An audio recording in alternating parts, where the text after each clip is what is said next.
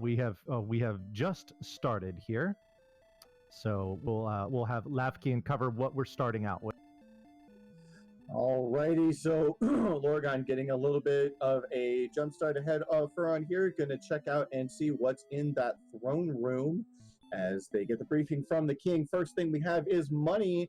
That is Handax money for both players. Wow, money in both chests. Falling a little bit short of that potential, what do you want to say, broadsword money. It looks like 5 strength, 7 agility, 16 HP, and 12 MP, but no use for that MP as no spell yet. They are really going to want to hope for a town nearby. And yes, both players are going to go ahead and save and before heading out on that map. And I imagine both of them are, with that 5 strength, 7 agility, they're going to want to wander around and find a town and really hope to find, even a copper sword. But, they have money for hand axe, chainmail, large shield, both head in different directions. Let's see if they can find anything useful. And boy, right away, both runners completely validating their choice to save. Fearon runs into a wolf, which kills him. And the first enemy that Lorgon runs into is a star wyvern, and he just noped right out of that before the text box could even finish. So definitely a smart decision by both runners to preserve that money. A second death now for Fearon, running into a droll, which was not playing nice. Oh, and I'm sorry, just to finish up what we were talking about, how we got here. Lorgon was victorious over Janus Zeal 6 in week 1 by a margin of about 5.5 minutes. So both of them roughly with that same amount of victory starting out. So the winner here will go 2-0 and will be in a great position to secure a playoff spot in the coming week. Absolutely. Lorgon went ahead and chose to take out a single slime that he happened to encounter outside of Tantagel and decided to keep that 1 experience point, which makes me wonder, is he going to stop looking for a town? No. Decides that keeping the 1 experience point and holding on to that hand axe money is actually worth it. Very interesting decision here. Also of note, Lorgon, not sure what he's doing here. I don't know if he explored that entire northwest peninsula. No, is going to go back to Zone 0. Now that he knows there's a blue slime there, he knows there's something he can kill. He knows there is a path towards level 2. Meanwhile, Fearon finding a slime, and we find a couple of caves here for both runners. Yeah, it looks like Fearon, he sees that cave on the right, and is content to not go in there yet. Going to do a little more grinding here. And Lorgon in their zeal to go through the cave runs into a knight, which sends them back home. Yeah, Lorgon recognizing that it was the grave over there. Chat noting that it's going to be a tough ask to get through the grave at level 1. Yeah, your odds are not super great, but it's not unheard of to make it to those top 3 chests without getting a single encounter. Obviously, seeing that knight is going to deter Lorgon from going back there anytime soon. And unfortunately, it does look like Tantagel is right on that top left edge of Zone 0, so Lorgon just taking this step a little bit too far, going to get sent back home by a metal scorpion. Ooh, Dragon Lord Breath on a basic Drakey. That is not fun when you're just trying to do a little innocent grinding. Yikes. Just a little innocent Drakey murdering. No, nothing to see here. Blywin, I do not believe they're using the Scared Slimes flag. As far as I can see here in IRC, the flags look pretty standard tournaments. Lorgon seeing that cave in the top left, going to go ahead and check that out. We do have a shrine cave here. And unfortunately, Lorgon would be paying the ultimate price for that information, is trapped in the swamp and does take the intentional death. Definitely good info to have, though. That's one of the 2 turn-in spots that we are going to need in order to get the items we will need to finish this seed. So not only A, knowing where it is, but B, also having it very close by is definitely advantageous for both of these runners. Absolutely. And Blywin pointing out that, yes, because neither runner, as far as I know, is running the Scared Metal Slimes flag, which for the uninitiated is a new flag added to just this brand new version of Randomizer, new to the tournament setting. If both runners agree to set that Scared Metal Slime flag, normally a Metal Slime would be guaranteed not to run from you if you are below 20 strength, as our runners are here. And that basically means that if that Metal Slime has no special abilities, you're guaranteed basically to pick up that 255 experience for free, propelling you potentially from level 1 all the way to level 6. But with that Scared Metal Slimes flag, they do have a chance to run no matter what your strength is. But with that flag not in play, Blywood does point out it might be worth it to go pop into that cave and see if there are Metal Slimes. But for Lorgon, we have level 2. And did learn a spell. It was only Repel, not at all useful in the early stages here. So that's kind of a disappointment. Not useful for now, but I have personally played many a seed in which you're in those kind of early double-digit levels, and you're walking around the map, and you're trying to find stuff, and you're getting plagued by slimes and red slimes and drakies, and man, you really wish you had Repel then. So maybe not the best spell right now, but good to have it, know that's in your back pocket for the rest of the seed. Yeah, and we already know that drakies have Dragon Lord Breath, so if you're casting that spell just to avoid that, then I think it might actually be worth it, as we see basically simultaneous deaths on their screens here.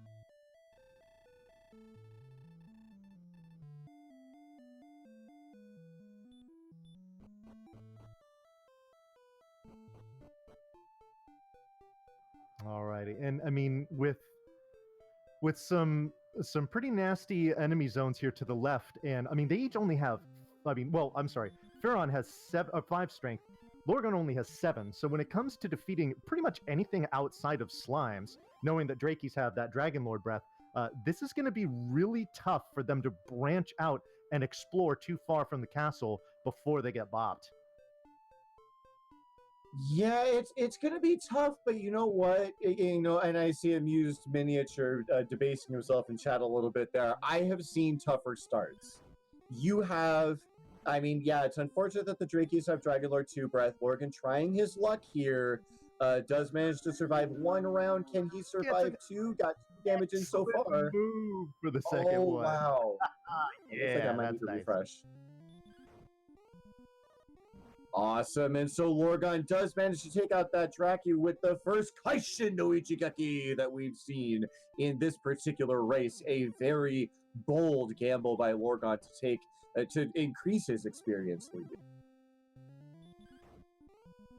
And just as we say that, the next Draki roasts his face and sends him back to the penalty box.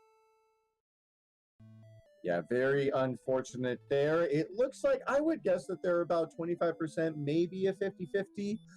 Not unreasonable, as we do see Fearon trying his luck over here, and unfortunately just runs out of HP the good old-fashioned way, but did give it the try there. And so, yeah, Lorgon only 6 experience points away from level 3, and again, knowing that these slimes are here, they're going to get there eventually, so... Not the toughest start I've ever seen, but definitely trying the patience early for both of these racers.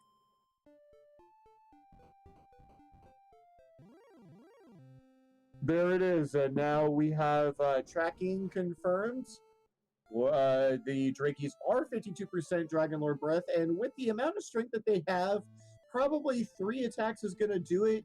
You might want to take those 3 coin flips in order to get that 3 experience if you see Drakies before you see the slimes. So lots of decision-making here, lots of risk-taking potential in the opening 10 minutes of this match. Hold on to your seats. Yeah, and and just as you say that, and we see Fearon there struggling with the Scorpion. We've seen them struggle with Magicians too, so really, unless you are just going to confine yourself to just slimes, with you being this close to the castle, there's no town nearby, so gold is inconsequential, at least for the immediate term.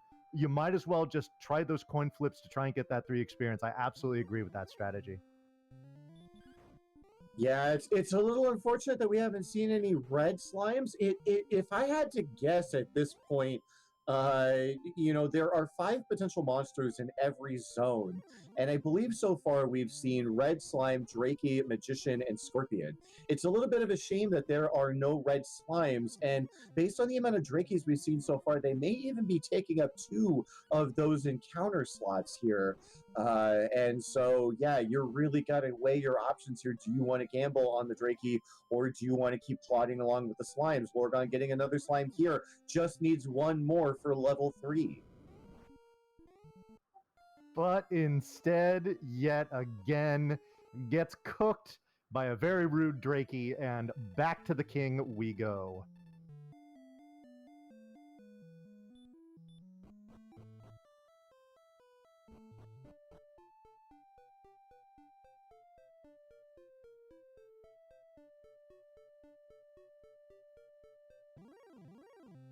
Alrighty, so Lorgon back on the field here, and just a quick note.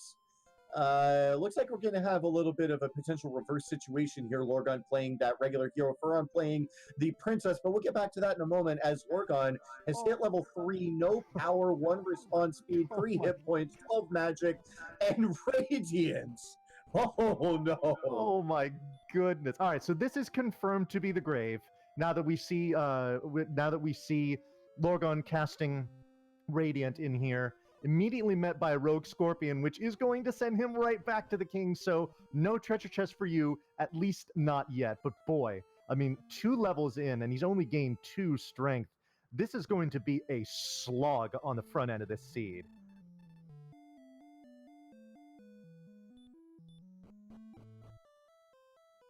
Yeah, everyone pointing in chat now with you're level 3, and with Drakey still those 50/50 Drakeys and slime still being your only option to get to, I believe, like 38 experience is the next level.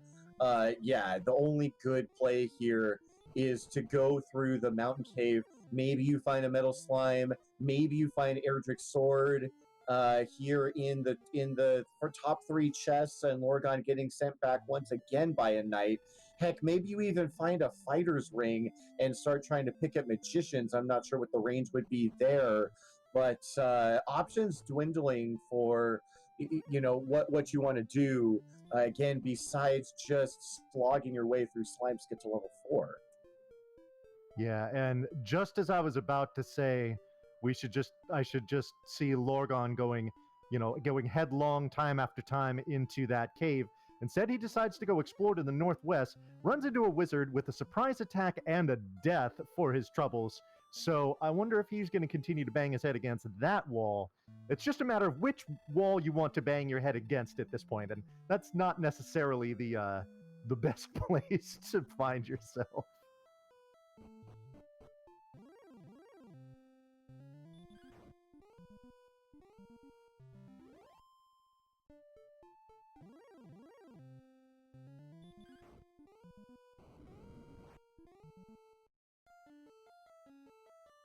Alrighty, it looks like Lorgon, I'm not sure if he was headed back to the cave or if he's given up, but he did decide to try to gamble on Drakey's again, got sent back again, and the frustration continues to settle in. FearonBurgundy, it looks like he's got 2 damage on this Drakey, he's got 3, he manages to kill it, and he is going to get the disappointing news that level 3 is also a nothing burger. Maybe he will take a couple of cracks add to the mountain cave now that he has access to light, and perhaps succeed where Lorgon so far has failed.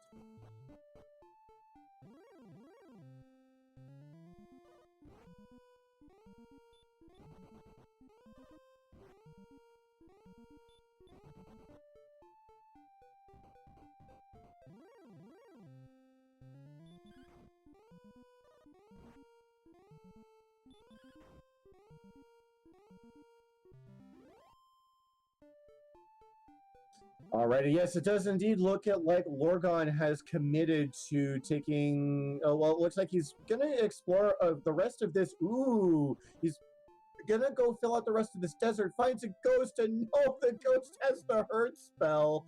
Oh no! the misfortune continues, but it looks like this desert continues out towards the rest of the map. Lorgon trying to make a hero run, runs into a Drakemod, gets sent back once again, but there are some options for exploration open to Lorgon. Let's see if he's going to do that, or if he's going to maybe try to stick around. Maybe try to run into that ghost again. Now he's got all his HP back. That might be an attractive option for the next level. No heads north. Yeah, and this honestly could be the difference early on as far as who gets the advantage. If, like we see Furon making, he's actually making a decent run here. Looks like he's going to get to the chest, gets to the first one. Demon Knight runs away. All right, so we're going to see some items here. We see a torch, we see an herb, and we see wings. Oh, wow.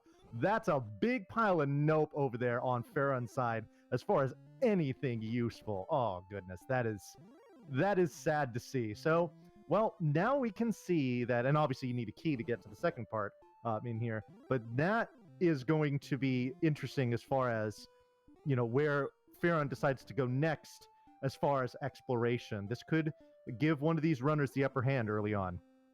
Absolutely, and I know this is an outside chance. It's a very risky play, but you almost got to wonder, you got the herb in there, right? And Furon now has one herb in his back pocket, no towns nearby. You've seen magicians, I don't know exactly what the range is, probably 1 to 2, maybe not the most likely thing that they can take out. But one thing that is an option for both runners, again, not the best option in the world, maybe you go back to that mountain cave, try a couple more hero walks, get a couple of herbs in your back pocket, and then try swinging at some bigger game. Try swinging at the magicians, try fishing for those crits.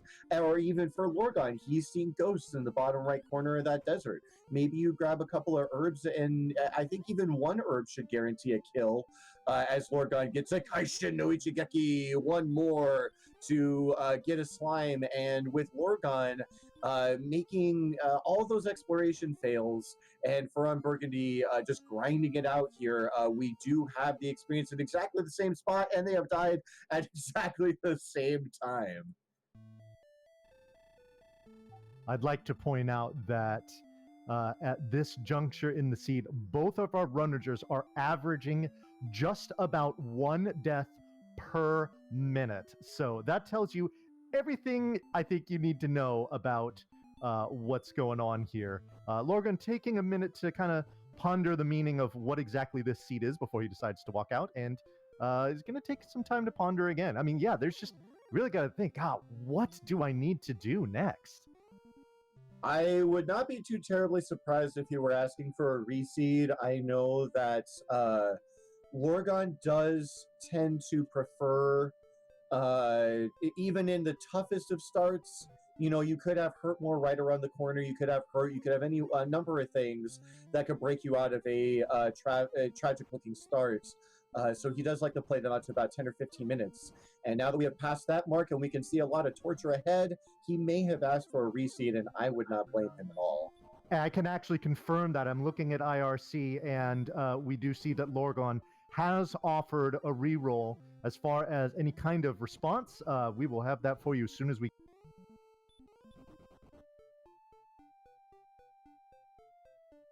Yeah, with neither runner having a significant advantage over the other, sometimes if one player is stuck on level 1 and the other's already gotten to level 2, you might want to decline that. Of course, it is up to the runner to decide either way.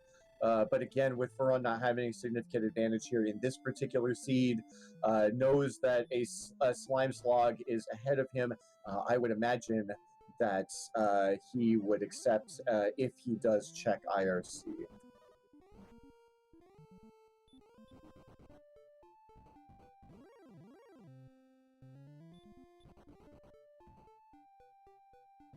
Well, in the meantime, Fearon is continuing to eat farm to slime.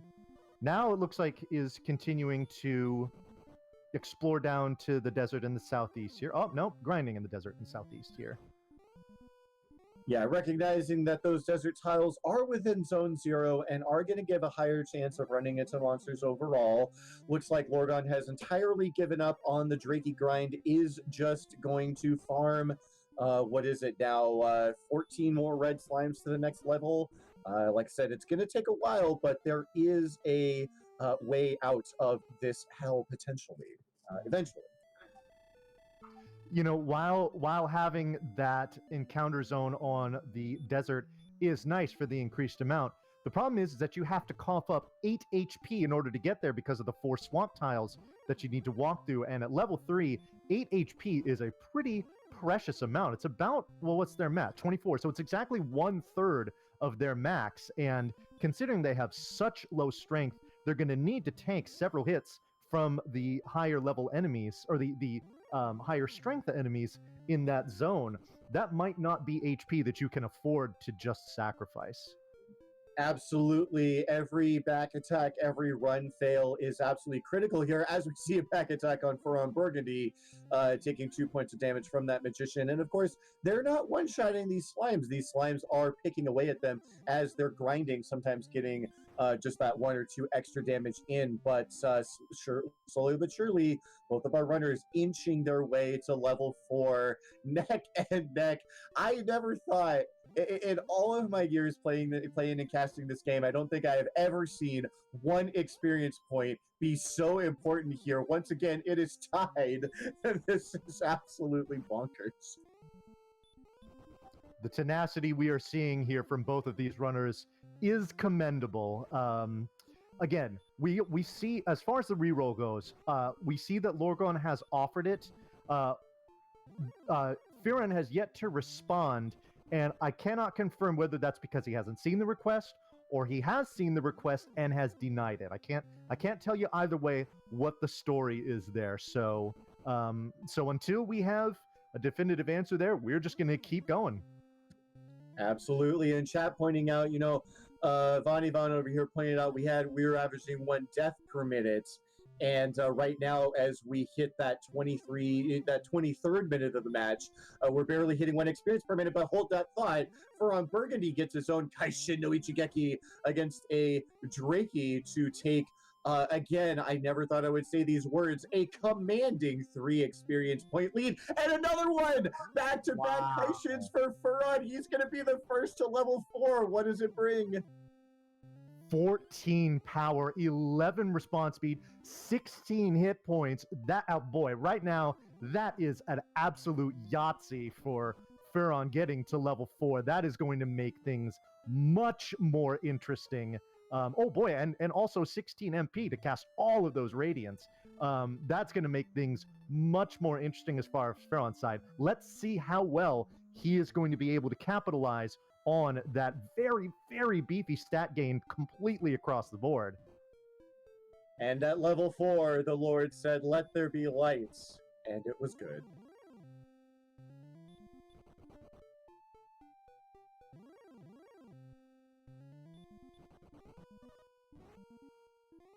So crucially speaking here, that 14 strength is going to open up a lot more monsters. FearonBurgundy going to go ahead and take advantage of that repel spell already coming into play. Going to ward off those slimes, at least potentially the Drakys as well. Getting 5 damage in on the Scorpion. Not sure if this thing has any skills yet. It does look like all it's doing is clawing away with those pincers, but to no avail, as FearonBurgundy is going to be victorious against this Scorpion, going to get himself 16 experience and just slicing his way towards level 5.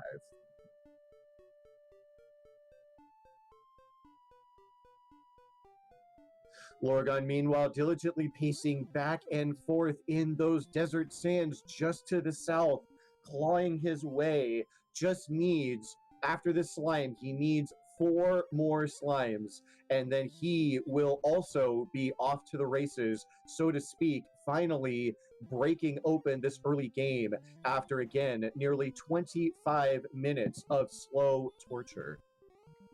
Would like to note that the 16 experience that you get for defeating a Scorpion is half of the experience that Lorgon has been able to accumulate in the first 24 minutes and change. But I believe this, oh no, not quite a level up yet, but we are getting close. So let's see how well Fearon can press this advantage while he has that level that Lorgon does not. Absolutely. Yeah, it's very crucial. I believe the next level is going to be at 83 experience. And again, look at this, the early repel. We were joking about it before, but paying dividends here as it's giving Furon, I believe that's 3 scorpions in a row. Gonna kill this one, should get the level here. Yes, he does. Let's see what it brings. Other than 9 hit points, not too much. One thing that I can pretty much say here is that, well, I mean, we see Lorgon to level 4, but once Fearon got that huge level up, getting to level 4, that basically killed any desire that he would have had to do a reroll of this. Absolutely, and I gotta say the same for Lorgon. He's got to level 4. He might even be thinking here, now that he's at level 4, we know here in the caster's booth that FearonBurgundy was in basically the exact same spot as Lorgon was when Lorgon offered the reseed. Lorgon will get that information posthumously, but for now, he has to be thinking, man, Fearon somehow, some way got level 4 way before I did. Lorgon may be thinking he's way behind in this match. We'll have to see if that affects his decision making going forward. You know, I would have to absolutely agree with that. Let's answer a question here in chat. Selfish Scoundrel saying, why repel in the forest when you are grinding? So repel is going to keep away enemies that have the lower attack power, which in this case is going to be the slimes, red slimes, as well as the Drakis, which have Dragon Lord breath. So we don't want those because now that they have so much more strength, now they can take on the magicians and the scorpions, whatnot, which are going to give much more experience, and even the magicians are running away here. So we definitely want to increase the experience points per minute that we are going to be earning from fighting a little bit stronger enemies here. Absolutely, yeah, and with that magician running away from FearonBurgundy, we can confirm that same enemy would be repelled if Fearon chose to use it. And so he would only be seeing scorpions in zone 0, as we see Lorgon just cast the repel spell himself. As he paces back and forth in this desert, he is only going to see scorpions as long as that repel is active, and he is quickly going to cut into this experience lead that Fearon has built for himself, as Fearon contemplates fighting a scorpion with low resources. And wait a second, FearonBurgundy has actually accepted the reroll. Very surprising here. I wonder if Lorgon wants to rescind the offer. He does not. He says okay. So, folks, 27 minutes into this seed, we are going to have a reroll. To me, that seems like quite a bit of time to get in before we have a reroll. So that is what we are going to have here. So just hold on to your seats here, folks. It looks like we're going to sort this out and figure out what we're going to do from here. So stay tuned, please. Raiden, believe me, any seed that we reroll from here on out has an equal chance of insta-kill Drakies. There are no guarantees that the reroll will be better than what we've seen so far. Yeah, VilUV, there's potential that he just saw it. I'm a little surprised that they want to reroll from this point. I think that they do have a pretty clear path out of where they are now. But again, FearonBurgundy and Lorgon choosing to move on from this one, and we will get that going as soon as possible.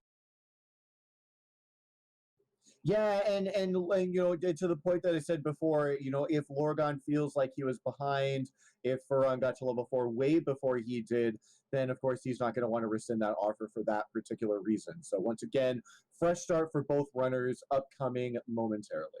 One thing that I want to point out that played in their decision to re-roll the seed is not only was it very slow for them to get started, there were no locations nearby. Pretty much the only thing we saw was the grave, and the 3 chests on the first floor was absolutely nothing of consequence. So maybe if there was a town nearby where they could buy a weapon, maybe if like coal was nearby and they were able to search for Erdrick's armor or something like that, this would be different. But this was just, there was nothing to do anywhere nearby. So I think that probably played a lot into their mutual agreement to re-roll this seed.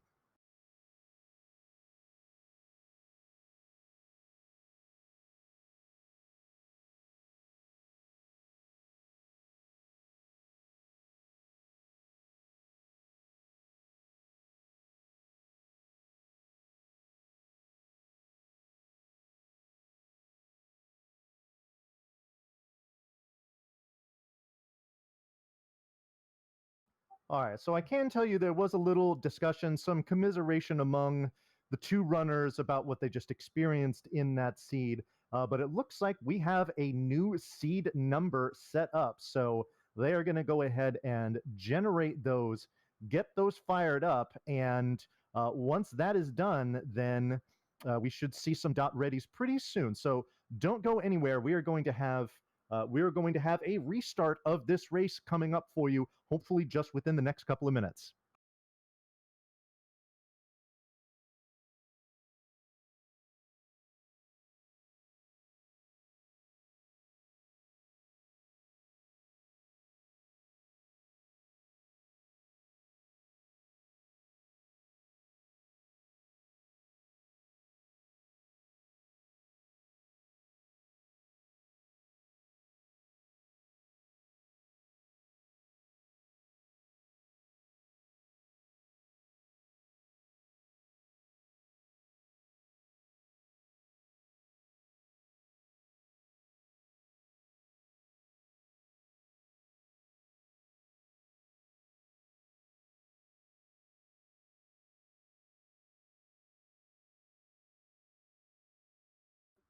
Alrighty, we have a dot ready from Lorgon.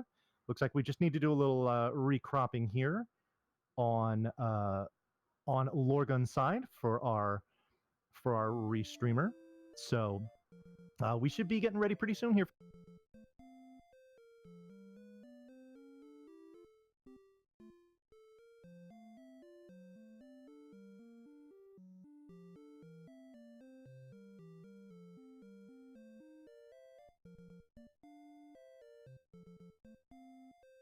Looks like Ferran confirming in his own chat or somewhere else that he wasn't looking at chat, so it would seem that he did in fact just see that reseed request and responded to it immediately.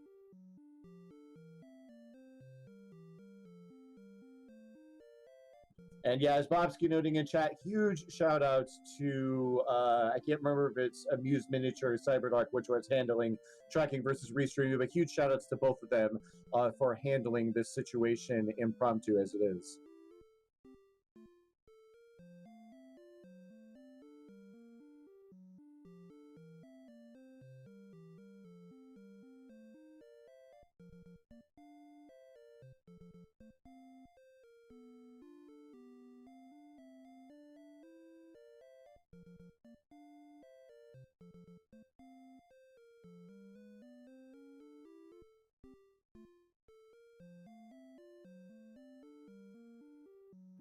You know, while we have an opportunity here, just want to give a shout out to our people behind the scenes that are bringing this race to you. The Amuse Miniature is your restreamer for this match, and Cyberdark 86 is doing the tracking for us. So please be sure to show them appreciation for what we're bringing for you here today.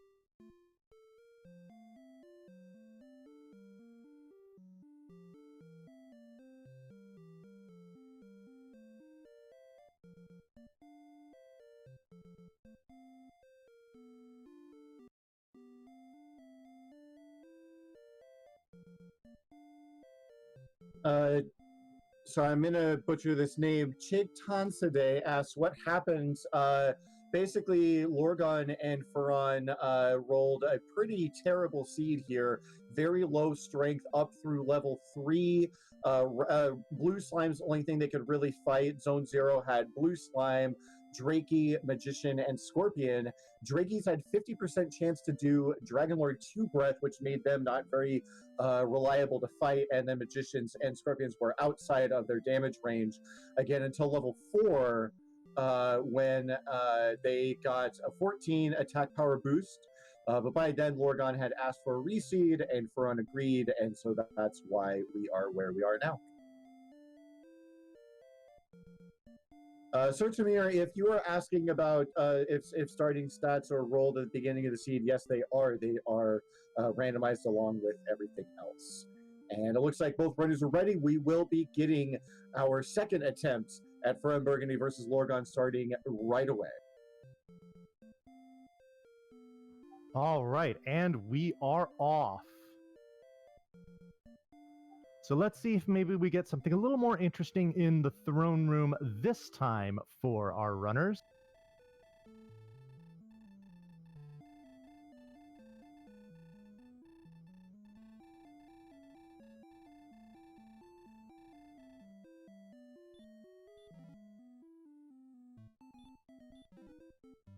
Ooh, a cursed belt, money, and of course the top chest is always the magic key so that you can get out. Let's see what we've got as far as stats. They look at that and spells. Ooh, we have outside. We have outside and we also have return. So what this? Oh wow! So what this is going to mean? Here's why this is significant. What this will allow them to do is cast return, which brings you to the tile right outside of the castle, which will allow you to exit that throne room without using the key that you're guaranteed to get. They're immediately going to go up to the northeast corner of the castle, and with the gold that they've gotten there, open this door so that they can buy more keys. So already, right off the bat, this seed is much more open than what we saw in the very beginning. So with key, okay, so we see a little divergence here. Fearon going to go check the basement, Lorgon going straight to the treasury. Let's see what each of them hold. Some kind of cave here for Fearon, so we don't have anything there. A fairy flute in the treasury, gold,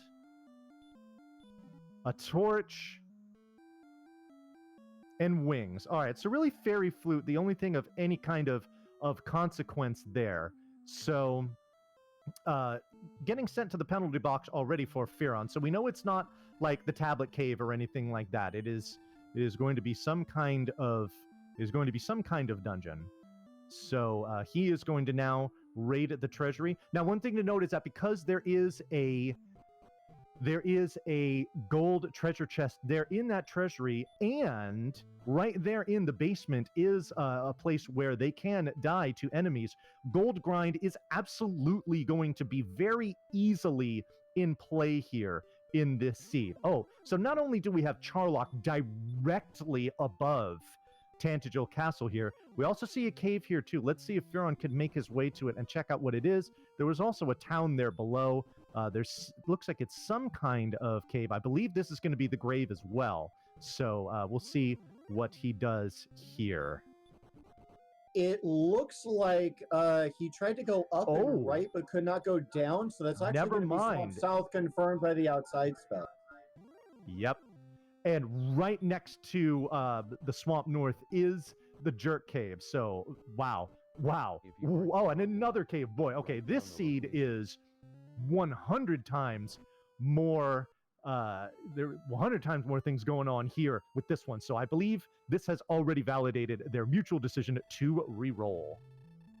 Absolutely. And it looked like, I don't know if you've gotten confirmation on what town that is. Oh, Fury SK noting in chat that, of course, first town you find in any tournament seed is going to be Hawksnest. But a lot of information gathered already. Fearon making his way down, going to go ahead and get that information. Well, no, going to be denied, as the Scorpion unfortunately has that baby Dragon Lord fire. Going to go ahead and send him back. As Lorgon is going to contend with a sleepy Magidraki. But yeah, a lot of information picked up already. They've got keys. They know that I believe it's going to be the mountain cave in the basement. There's chests waiting for them there whenever they want them. Fearon's going to confirm that this is Hawksnest. Already seeing the flute is going to take one of those search spots out of contention. And again, seeing that jerk, one of the ever important things to check off is, again, Lorgon continues battling this Magidraki. I literally cannot take notes fast enough on all of the things that we're seeing so far. Thank you for picking me up in the meantime. Absolutely. Lorgon continuing this hero battle against this Magidraki, takes it out for the quick level 2. Let's see what he gets here. He is going to get 6 power, 7 response speed, 16 HP, 11 MP, and another spell. He gets heal more, and my MP is too low, but not for long. That is going to propel him forward really quickly. 17 strength. He can contend with all the magicians and Magidrakis he wants. Gonna go ahead and put this one to sleep. If it doesn't wake up, he's punched his ticket to level 3. My goodness. What, I mean, night and day between these two seeds from what we've seen so far. I mean, it took what, like about 15, 20 minutes for them to get to level 3. We're 5 minutes in and he's already at level 3. This is insane. Absolutely, and nothing to sneeze at level 3, only giving, I believe, 3 attack power, but look at those HP and MP totals. Again, heal more in the back pocket there. As soon as Lorgon dies, he's going to have access to 5 of them, and no skin off his back there. He's getting the Dragon Lord Fire in his face, but all that means for him is a quick refresh. And again, another Draki, except instead of the blue one, it's the beige one. All right, as we take a moment to breathe here, action fast and furious. Furhan taking the hurt more from the Draki, unfortunately having a little bit of troubles getting off the ground in terms of experience, but he is at level 2. He's got that 17 strength, and it's going to be all right. He's going to make it there eventually. But Lorgon finding the comfortable zone, having a little bit more knowledge. He's probably going to extend his lead here. Ethan's going to go ahead and cast Sleep against the Scorpion and try to take that on, knowing that it's got the Dragon Lord Breath in his back pocket. That 16 experience is just too tempting. And no, I was wrong. It was the baby breath. He knows he's safe here. Puts it right back to sleep. Going to go ahead and take it out.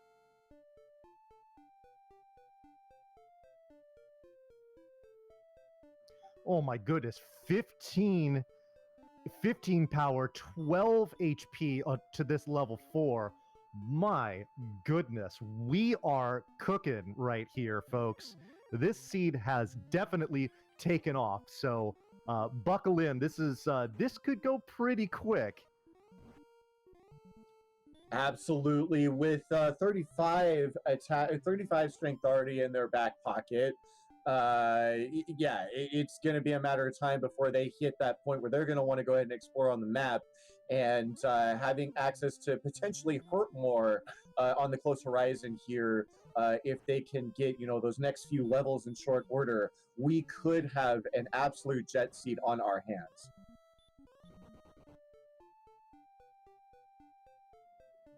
Furon goes ahead and takes out a Magidraki to get to level 4, and is now caught up to Lorgon in terms of experience. In terms of level, may even catch up in experience as Lorgon goes ahead and goes out on the map, finds a cave. It is going to be the bonus cave. He's going to get 1 free chest out of it. What's it going to be? Ooh, and it is the Silver Harp. So that's definitely an item we need in order to complete the game. So that's a great find. Absolutely, and yeah, he's going to go ahead and hit that return spell, going to go ahead and hang out in front of Tantagel Castle, going to go ahead and, I imagine, tidy up those notes a little bit. He's collected quite a lot of information in a short amount of time, and yes, we can see that while he made that brief trip over to Bonus Cave, Furon has taken that time and took a brief experience lead, but again, matched by Lorgon, they are neck and neck. Lorgon's advantage, only that Silver Heart. Nice 28 experience from that Warlock there is going to get Lorgon to level 5. 11 response speed, really the only thing of consequence there, unless the spell is any good. He moved too quick, I couldn't see what it was. I believe he got the spell of, no, they started with Return. Would it have been Radiant? They had Sleep. It must have been Radiant. Yeah, Radiant confirmed in chat, so they'll be able to explore any caves they find from here on out with the greatest of ease. And it looks like Lorgon maybe wanted, he's going to go ahead and open up these chests. He's going to go ahead and grab all of them. And then I imagine he's going to head down to the basement. No, leaving 2 chests open. 5 chests picked up so far. I believe it is the mountain cave here in the basement, and Lorgon, having access to light, going to go ahead and top off his keys, and I imagine go explore that cave. I like the play. I like the play as well. He's got heal more in his back pocket, got a decent amount of HP to survive any nasty business. And let's see, casting out Radiant Spell. Yes, it is indeed the Mountain Cave. 5 quick chests for Lorgon. Ooh, and an Axe Knight for his troubles. Let's see how difficult this proves to be. Okay, good. Was able to get away on the second run attempt, and with the heal more there, that's going to make getting through here much, much easier. Going to go ahead and take advantage of that sleep spell. Droll Magi is particularly susceptible to it. And wow, skipping the top chest. I'm not sure if maybe he saw that before on one of his previous walks, but going to go ahead and head straight down to the bottom. Goes ahead and finds a gold chest down there, bringing his total chest up to, I believe, 6. Just needs 2 more to trigger that gold grind. Before he does, gets a Kaishin no Ichigeki, but no, it doesn't take out the poltergeist, rolls low, and it runs away. That is not cool. That is the ultimate Kaishin Negata there. That poltergeist, one of the few monsters ever to experience a critical hit and live to tell the tale. All right, so oh my goodness, the level up on Fearon's side, 15 strength, 16 agility, getting to level 6. My goodness, this is something else here, folks. We are really looking like we're in jet status here. Absolutely, and yeah, it's worthy of note here that while Lorgon tries to explore the rest of this mountain cave, potentially trying to set up a gold grind for himself here, Fearon is taking that experience lead, and with that massive strength gain, it looks like he's going to head east a little bit. We know what he's going to find. He's going to find that bonus cave with that silver harp inside. He's going to pick up a nice chunk of experience along the way. Going to mostly catch up with Lorgon in terms of information here. So unless it's a required item here at the very bottom of Mountain Cave, I got to give the slight edge to Fearon in this situation as he quickly approaches level 7 even.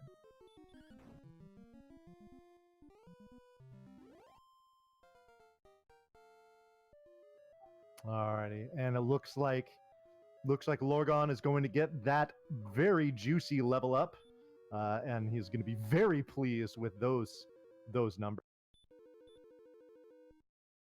Absolutely, final.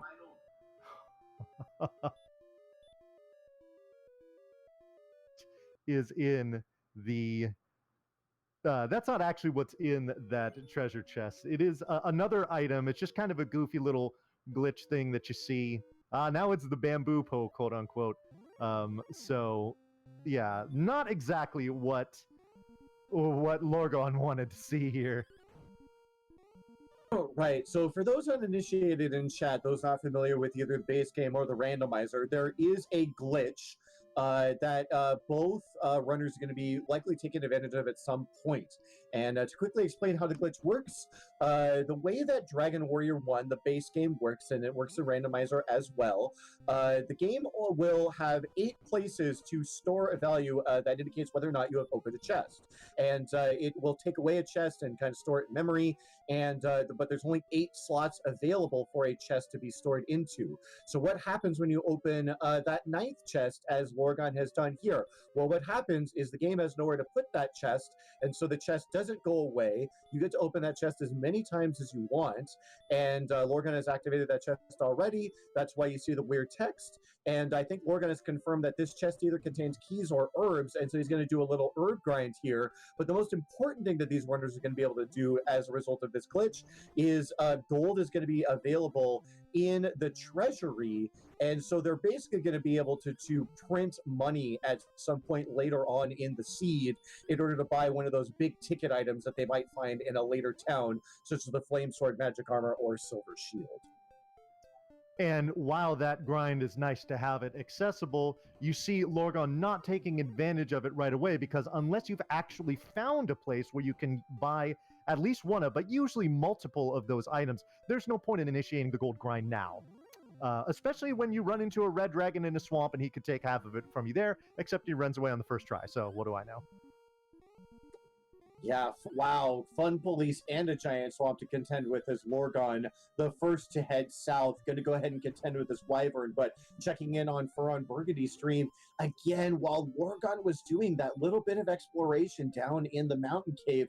FearonBurgundy has jumped out to a huge experience lead, more than double. Well, not quite double now that Lorgon's taking out the wyvern, but you guys can see it. It's about a 200 experience point lead right now over Lorgon and continuing to grow as he takes out the wolf.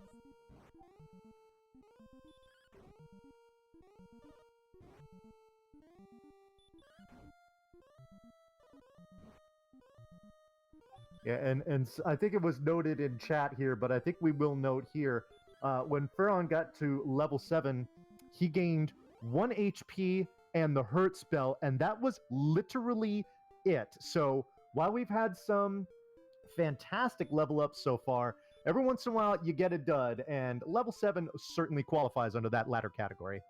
Absolutely. There are a lot of places and situations where the hurt spell can be immensely useful, but with 52 strength already in that stat column, the hurt spell not likely to get used anytime soon. Lorgon going to go ahead and prove me wrong here using the hurt spell against the Wolf Lord.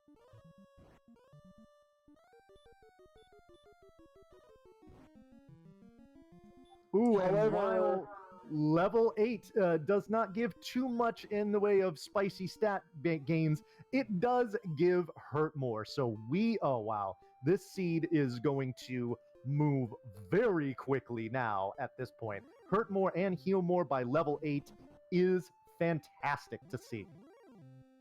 And for what, honestly, it is for the third seed in a row, looking at up to NG, my own seed from last night, and this seed as well. We're just seeing it. I mean, it obviously it's a randomizer and anything can happen, but we're seeing the early grind be rewarded to the runner that chooses to take it here.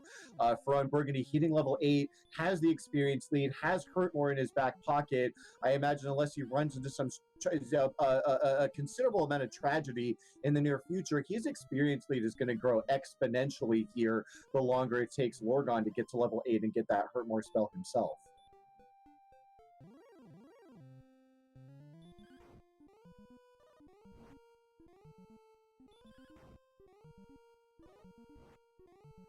And you know, Lorgon has been to the mountain cave, knows that there are both axe knights and armored knights in there.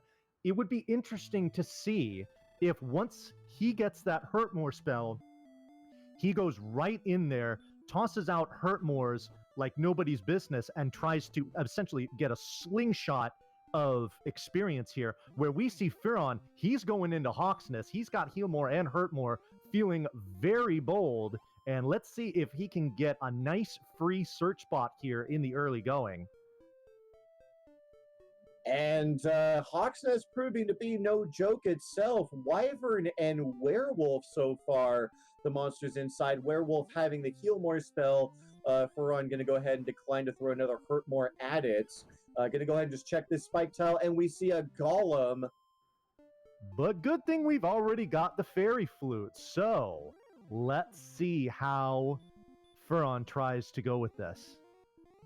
Just going to try to hit him down 8 at a time. Yeah, and he's just like, no, I don't think that's going to work. So we know we're not quite ready for getting that one just yet.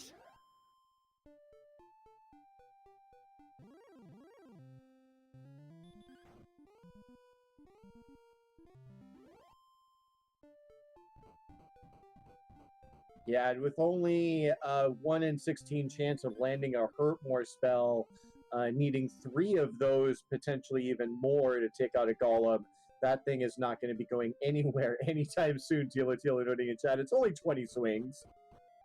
Easy peasy lemon squeezy, as Fearon and Lorgon finding this cave at the same time. Yep, it is the tablet cave, so it's essentially a free item, but you got to do a little more walking than the freebie cave in order to get it, or the bonus cave, as some will call it as well. Looks like Fearon will be the first one to obtain its item, and it is a magic key.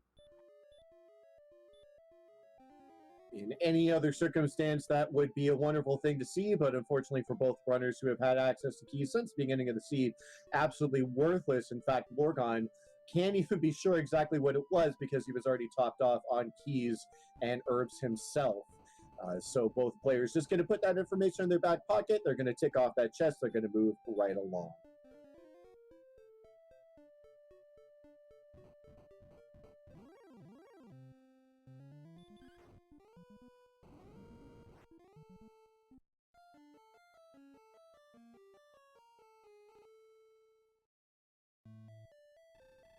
All right, so we see Fearon going here.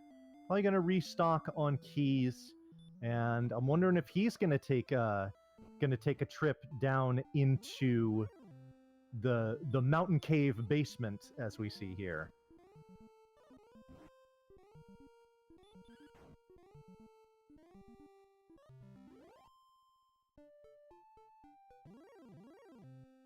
Already, yeah, I missed what that top chest was, but Fearon gonna be both very pleased to see this Axe Knight breathing that baby fire here. Gonna go ahead and take that out with the quickness with one hurt more to the face, almost at level 9, I believe, already. And in that top chest, it is just an herb. So we do know that there is, I believe, nothing of consequence at all in this cave, with the exception of Juicy, Armored, and Axe Knights. This one, as long as this Hurtmore doesn't miss, going to go ahead and give level 9 to Fearon. And Fearon doing exactly what I had recommended on Lorgon's side, using those Hurtmores to take out these big guys. 10 agility there on that level up, but not much else anywhere else. So that one was okay.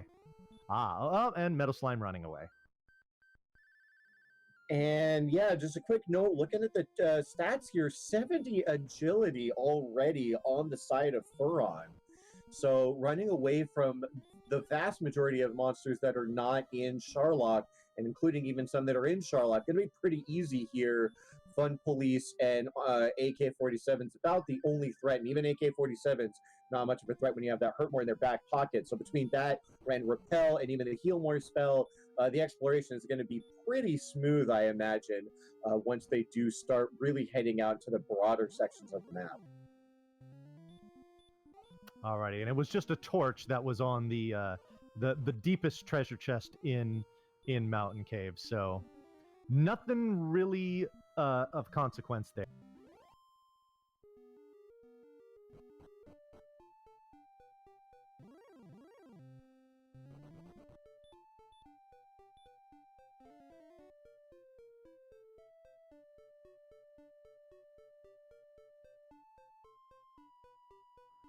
Looks like Fearon is coming upon a town here to the south, maybe southwest of Tantagel. Let's see what this is. And it is Rimmildar. Well, again, they already had the keys, so this isn't nearly as exciting as it would be, but we're going to burn 2 keys to see just what's here at the inn, and it is the Stones of Sunlight. Excellent call by Fearon, going there to dive for it, because that is a required item. Absolutely, and having access to an inn is nice. I believe this is the first one that they have found so far. And Fearon going to do his due diligence here, and as soon as this guard is done shopping for an armor upgrade, maybe his broadsword got a little bit rusty, going to go ahead and cycle that out real quick. Fearon is going to take his check here, confirms that there is magic armor available, as well as some light upgrades in the small shield, broadsword, and leather armor. Chainmail, should he choose to take him. And it looks like he is going to go ahead and outfit himself with all of that, as Lorgon finding the jerk.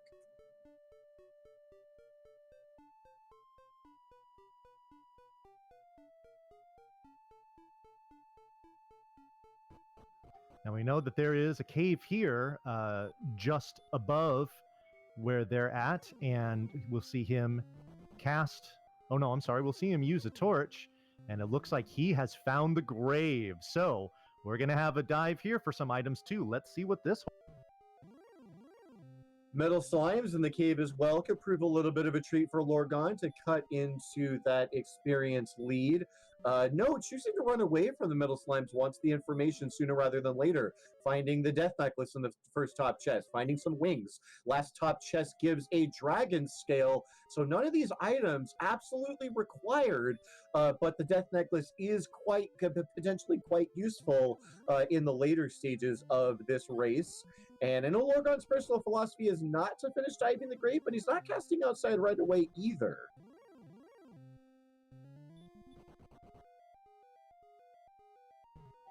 All right, so with the first 4 cleared, we're going to see him go down, unlock this door here, and then there's 2 more chests each in kind of separate locations. He'll go and get those one at a time and see if those are of any importance. Yeah, I'm definitely curious here. I'm guessing the thought processes could be, Lorgon has seen quite a few chests already. He has cleared out bonus cave, tablet, mountain cave, and the treasury. Hasn't seen much of consequence yet. And so yeah, he's got the outside spell. He's got Hurtmore to pick up experience along the way. Again, we've had discussions about this before. Lorgon normally wouldn't dive the grave, but with all the information he's already got, I have to say that this is the heads up play here. Hopefully he can make it down to the bottom, though. His resources are dwindling. And wowzers, the level up on Fearon's side to get to level 10 not only gives 10 strength, but it gives 20 MP. And considering that he already has Hurt More and Heal More, that is an extremely useful boon to see there.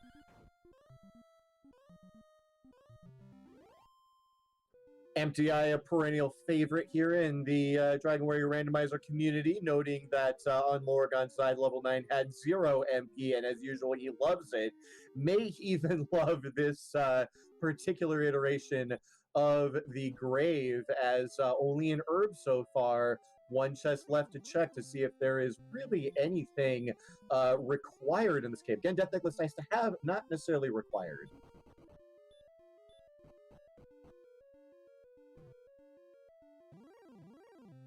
All right, gonna cast Sleep on that Magic Wyvern just to secure a run. He does not want to die here and have to dip all the way down here again just for 1 chest. That is a considerable waste of time. Oh my goodness, Wolflord dodging twice, and then he just decides to run away. He is getting very close to this chest. Let's hope he makes it. He's only got 24 HP and no means by which to heal himself, and meanwhile, Fearon has found Garenham over here. That could be very interesting. Oh boy, he's getting so close. Ooh, boy, we are clinching here, making sure that Lorgon survives to see this chest, getting some good runs. He is going to get there, and it is... Oh, that was worth it. Hello. Hello. Oh, baby. This business just picked up, as they say. And right on cue, a stone man sends him right out from whence he came. Finding magic armor here in Garenham as well. Instead opts to buy some half plate because he can, does Fearon. Now we're going to go into this door here. We're going to see what's in their little mini treasury here, as well as what's in the back end. So we are going to open up some chests. We are going to find a magic key. We are going to find nothing and some gold. And while Fearon checks to see what's in the back of Garenham, we do have Lorgon taking advantage of the fact he opened all 5 chests, has access to a free gold grind, and with that glitch active, he is just printing money. I don't believe we've seen a silver shield out of any runners. Lorgon does know magic armor is available, just southwest of start in Rimmildar. Fearon we didn't see a silver shield in Garenham, so only magic armor available there, but it looks like Lorgon's going to go ahead and go all the way up to, he is going to go up to silver shield money and just stop right there.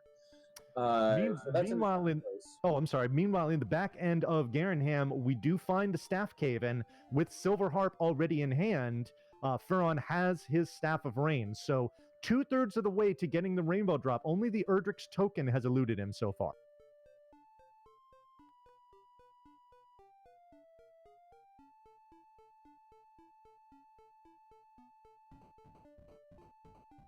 And yeah, Betastep's been noting in chat that Furon having about 80 attack power and quite a few heal mores, making the golem a possibility. I'm not so sure it's too feasible for him, because the golem can swing for as high as 47.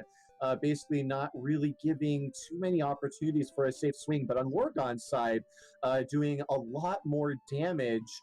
And if he can go ahead and pick up that magic armor, if that's what he chooses to do, yeah, that is actually a very potential play for him. Swinging for an average of 26, probably going to take about 5 or 6 turns to take that thing out. Again, not a lot of guarantees for safe turns. But if the Erdrick's armor is there, that's going to be a heads-up play if he chooses to take the risk. We see both of our runners here roasting enemies with Hurt More. Brecconary being discovered on Furon's side. That's typically nothing more than just a cheap place to heal up. Although, let's see what the weapon shop has available here. And it looks like we've got, again, another place for magic armor. There is a place for the flame sword here as well. So if he decides to get that before he decides to get Erdrick, or before he discovers Erdrick's sword, that could come into play as well.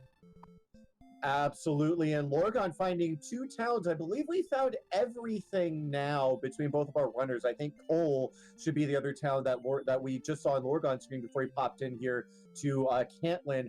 Plenty of opportunities for him to pick up that silver shield. Folks, we have as exciting a race as I can imagine, as both runners here having a considerable information advantage over the other. Furon lacking that Erdrick sword crucially, of course, and lacking the silver shield that Lorgon now has, but still maintaining, nearly a 1,000 experience point lead. It is anybody's race as both runners, again, have to scramble to get the information that the other has. Meanwhile, with Lorgon already having that gold grind in hand, discovers a silver shield here in Cantlin and just goes ahead and buys it because he can. Why wouldn't he? Absolutely, and knowing that, you have that golem in Hawksnest, you have that fairy flute to lull it to sleep. If you take the slow and steady approach, you can take it down and perhaps get the armor. Cole should be right outside this town here. He's going to pick up these coordinates, 48 south, 4 to the west. Not the hardest count I've ever seen. Lorgon basically has guaranteed access to the armor whenever he wants it.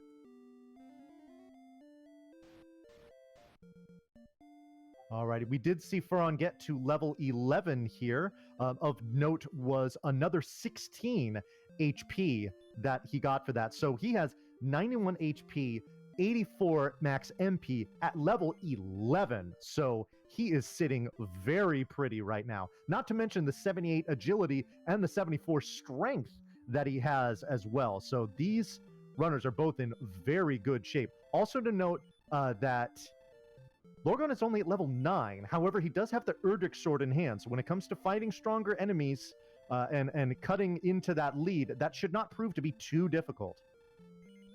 Absolutely not. And worth noting here, FearonBurgundy having that half-plate and large shield and the extra levels gives him a slight defense power edge.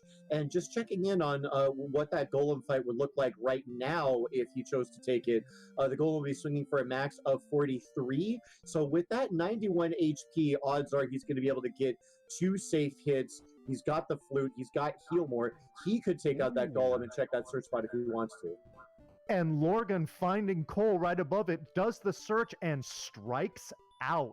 So, with him already having the coordinates from Cantlin, he pretty much knows he's got to do that in order to get himself either the token or the armor. And then the other is going to be in Hawksnest, so he's going to go ahead and take advantage of all of the exploration, all the information he's picked up, all of this nice gear. He knows that Hawksnest has to be the first check that he does, and he's going to make his way over there with much haste.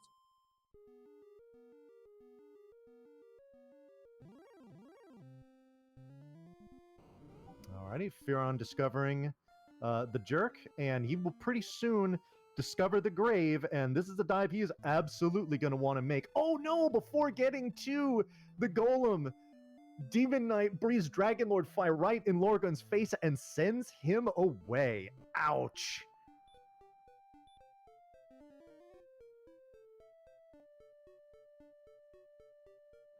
Zarnax noting this race is much closer than the experience would suggest. That is absolutely the case.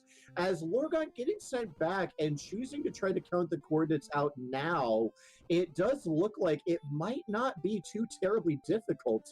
But again, Demon Knights here in this zone, we know there are fun police in the zone as well. Not sure if Lorgon might be too terribly cognitive of that at this exact moment, but I don't think this count's going to be too terribly hard. Going to have to go around this coast here, going to have to go through this swamp, but this goes pretty far south. If Lorgon can just keep his count accurate, he should have either the armor or token momentarily. Yeah, having to go through that decent amount of swamp, not a big deal because he does have the Heal More spell, so we'll basically get right back to full and keep on going. Oh no, Fearon has only taken the top 3 chests in the grave and decided to nope out, knowing that the Erdrick sword, we know that the Erdrick sword is in there. That is definitely a mistake. That could really, really hurt him if he doesn't go back there soon. And Lorgon does do the count correctly, finds the token, confirms that the armor is going to be in Hawksness. And as a quick side note here, if Up to NG's out there somewhere in the audience, he's probably laughing at me right now. We've had endless debates about whether or not you should be diving the grave, whether or not you should just count on the sword being in Charlock. I prefer counting on it in Charlock, and I would have absolutely been burned in this particular seed. And that is the exact situation we find Fearon in now. And we see that Lorgon has not neglected the mini treasury in the Rimmildar Inn and has gotten his Stones of Sunlight for it. I'm sure he's very pleased to see that. Absolutely, and as soon as he finds the town of Grinham, he's going to have pretty much everything he needs in terms of required items. He knows where the armor is. He can pick that up basically any time. And we know Charlock is right there outside of Tantasia Castle, taunting our runners from minute 1 of this race. And Lorgon is going to be able to storm the castle in short order. We also know that Lorgon has discovered the Jerk Cave, so once he gets that Staff of Rain with where he's at, I'm sure he is going to make haste to get to that Jerk Cave and get himself the Rainbow Drop. Absolutely. And a question in chat from Sertimir, what are the stones for? So a quick rundown of how the vanilla game works. Basically, there are 3 items that we call them plot items because they don't really do anything when you use them, the harp being the one exception to that. But the stones, the harp, and the token are required. The stones don't do anything. The harp you trade in for the Staff of Rain. And once you have all 3 of those items in possession, you can go to what we like to jokingly call the Jerk. And he will take those 3 items and you trade them in for the Rainbow Drop. And the Rainbow Drop, when used in front of Charlock Castle, will create a bridge, give you access to the final dungeon and the final boss. So all 3 of those items required in order to finish the game.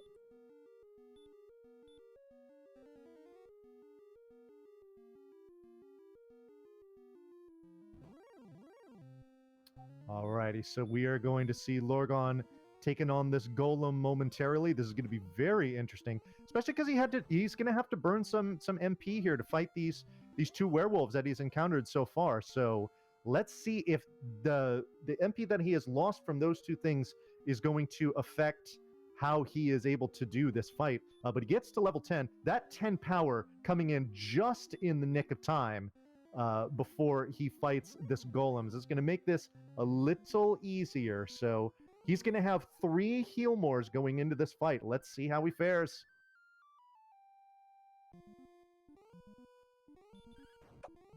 I feel like this fight is basically just going to be a matter of time here. Maybe Lorgon takes an accidental risk here if the golem doesn't stay asleep long enough. But no, Kaishin no Ichigeki is going to make this fight all but a guaranteed lock for Lorgon. That was an extremely fortunate critical hit. Absolutely, and Lorgon going to play it as safe as possible. Goes ahead and puts the golem back to sleep. Going to go ahead and take it out. Going to go ahead and pick up the Erdrick's armor. And again, all that's left, I believe, for Lorgon is to find Grinham and the Shrine Cave behind it. And then he is essentially in grind and go mode. And just as we potentially thought here on Furon's side, did nope out of the grave, but that was only to get a refill. You see him now making the dive. We're all very relieved to see that because we know that Erdrick's sword is going to be one of the rewards that he will find here. Absolutely. He's going to be very, very happy that he made this decision. And I got to say, again, Lorgon with that informational advantage. But once Furon picks up that sword, I got to give him the edge in this race. It is, don't get me wrong, it's extremely close at this point. But once Furon picks up that sword, I got to give him the edge here. Just a very slight one as we continue on. So I think this would actually be a good time, now that we've discovered everything, to give a little recap for those of you that might have joined us late as far as what's going on here. We knew that in the treasury, we found the fairy's flute. The freebie cave gave us the silver harp. The stones of sunlight were in the inn in Rimmildar. Erdrick's armor was at the search spot in Hawksness. The grave held both the death necklace as well as Erdrick's sword, and Erdrick's token is at the search spot. So that is where we have found all of our items of consequence here, and we see Lorgon here now in Garenham.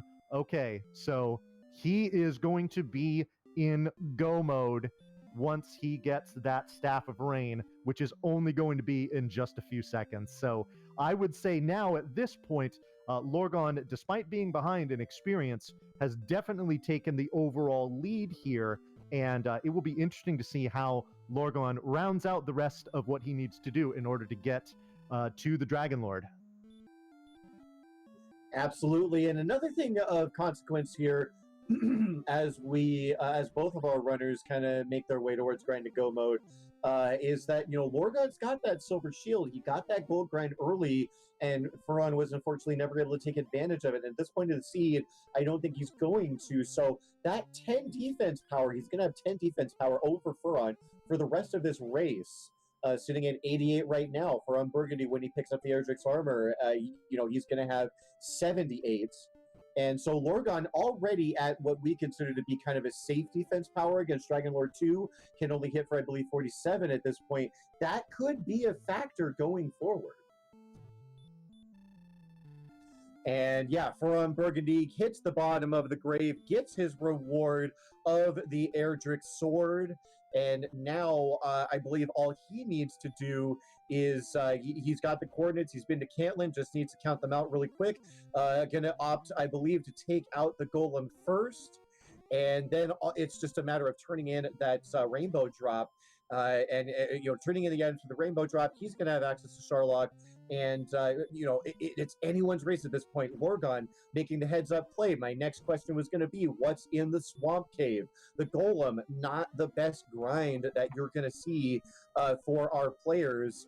And so now, once Lorgon picks up the information of the swamp cave spike tile, he's going to have a decision to make. Does he stay here? Does he go somewhere else? We'll just have to wait and see.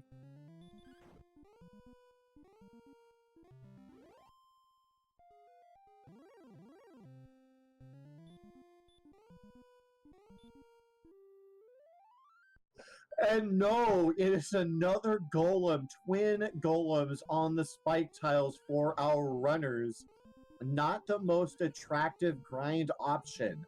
We'll have to see. Lorgon's going to take this one out with an attack of opportunity here.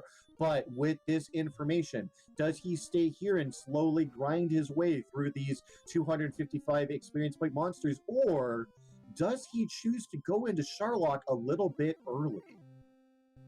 Now remember what we mentioned before. We know that on the first floor of Mountain Cave are Axe Knights and Armored Knights.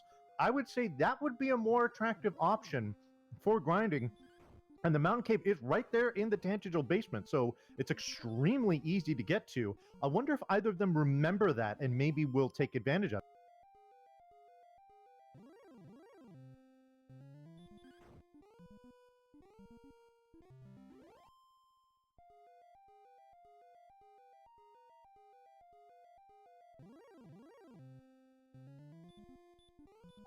So now we see Lorgon. He's actually doing a grind here. He's in the grave, I believe. So, well, we see an Axe Knight there. That's good. Oh, no, I'm sorry. He's in the Swamp Cave. So there is an Axe Knight there, but there's also Armored Knights in the, like we said, in the Mountain Cave. So be interesting to see how he plays here, but it looks like he's going to go ahead and grind on this Golem. He's only got 11 MP, so this is kind of daring.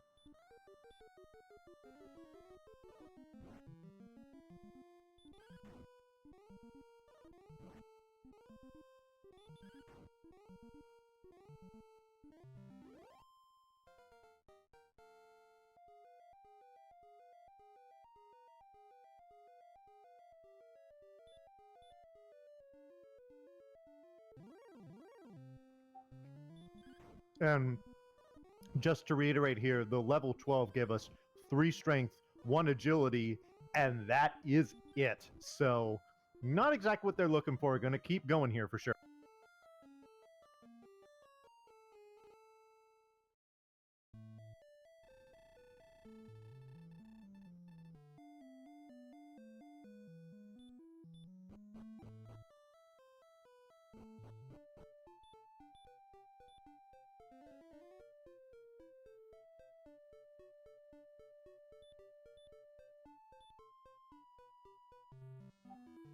Alrighty. Here we go. With Rainbow Drop in hand at 46 minutes and 18 seconds, Lorgon is going to use it and take access to Charlock. That is rather early on in order to get that. Meanwhile, we see Furon very carefully taking steps here. Looks like he is measuring out getting to that search spot. So he is going to be very pleased to find what he finds there as well. And with Erdrick's sword in hand, he pretty much can narrow down what it is. So this is going to be interesting here. It's really going to be a race of how they do their level grinds to get to the point where they feel that they are confident to get to the Dragon Lord. So that's pretty much what we're looking at for the rest of this race here, folks.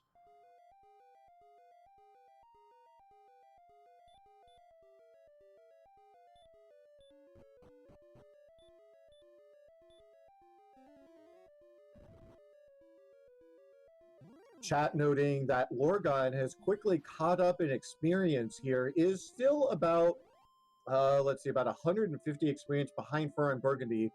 And that is going to make this, again, quite the nail-biter as Furon picks up his token, but still has to turn in that Rainbow Drop and actually enter Charlock Castle. He may even want to check the Swamp Cave first if he hasn't done so already.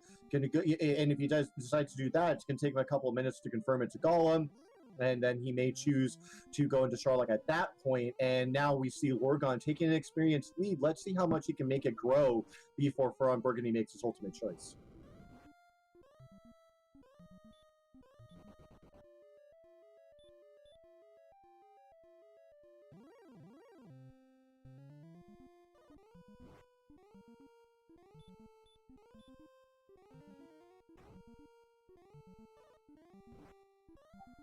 I'm not quite sure what Furon was doing there. He raided the treasury, went to the throne room, and then left.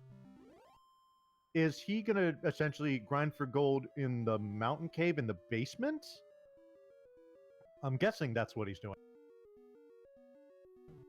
And it looks like Furon proving me a little bit wrong here. Going to go ahead and make the play to pick up a Silver Shield. Not too terribly happy with the defense power he has, which is not the worst move in the world, but unfortunately will allow Lorgon to continue to grow his experience lead as he makes his way down to the bottom floor of Charlock. Chat noting that if the spike tile in front of the Dragon Lord himself is an Axe Knight, we could potentially have a defense break situation. Lorgon would need about 5 more defense power. I believe 9 or 10 more agility would be required to get him to that point, but definitely on the potential horizon.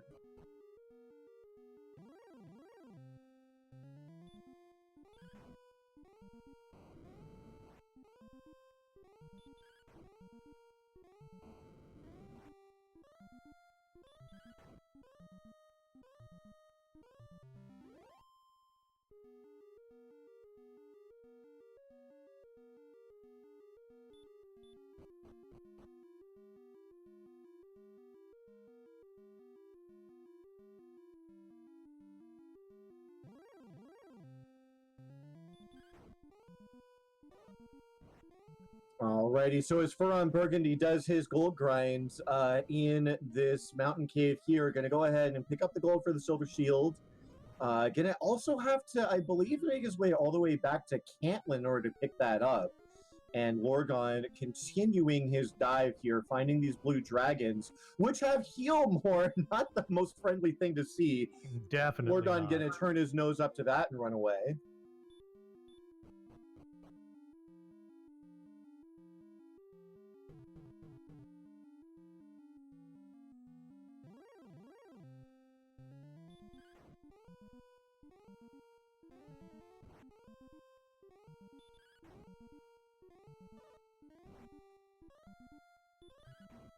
Alrighty, we see Furon here is going to get his rainbow drop. He will access, if he goes straight there, doesn't look like he's doing so. Oh, that's right. He's probably getting, with that gold grind, he is going to go to Cantlin, buy the silver shield, provided that, oh, okay, I thought maybe that red dragon had other ideas, but he's going to get his silver shield momentarily, and then I believe at that point, he's going to go ahead and jump into Charlock just about 5 minutes, maybe 6 minutes or so after Lorgon has done so. And now Lorgon has opened up an advantage when it comes to the experience. So this is starting to look like it could be Lorgon's race to lose, but nothing is a given here. So stay tuned, folks. We're going to have a pretty good finish coming up for you here.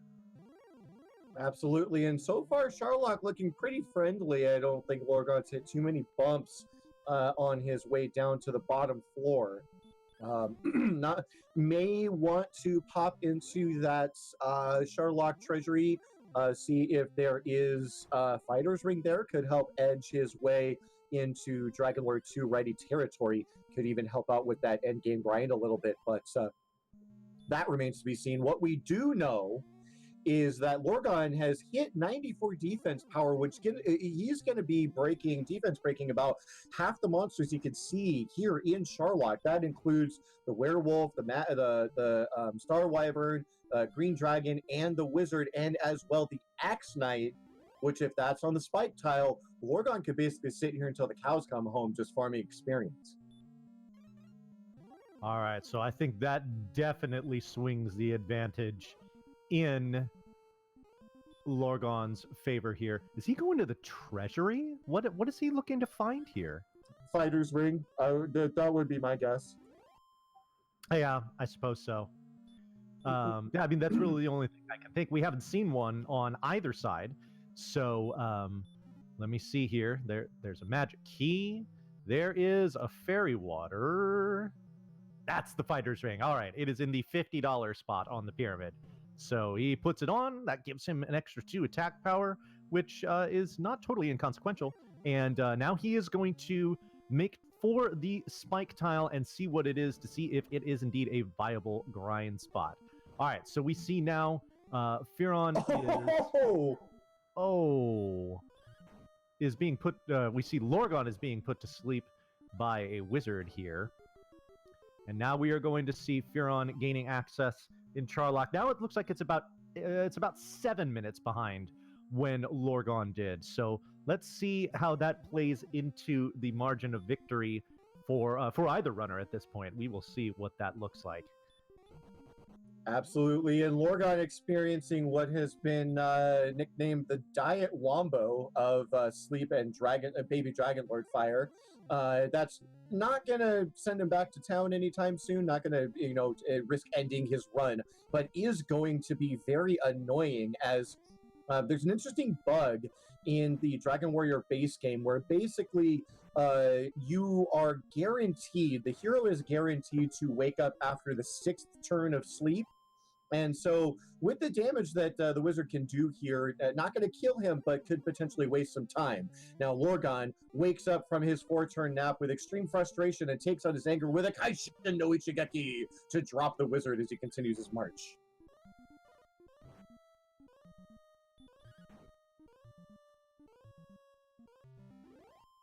And that march is going to bring him pretty close to that spike tile here. So we will see soon whether or not this is going to be viable for grinding.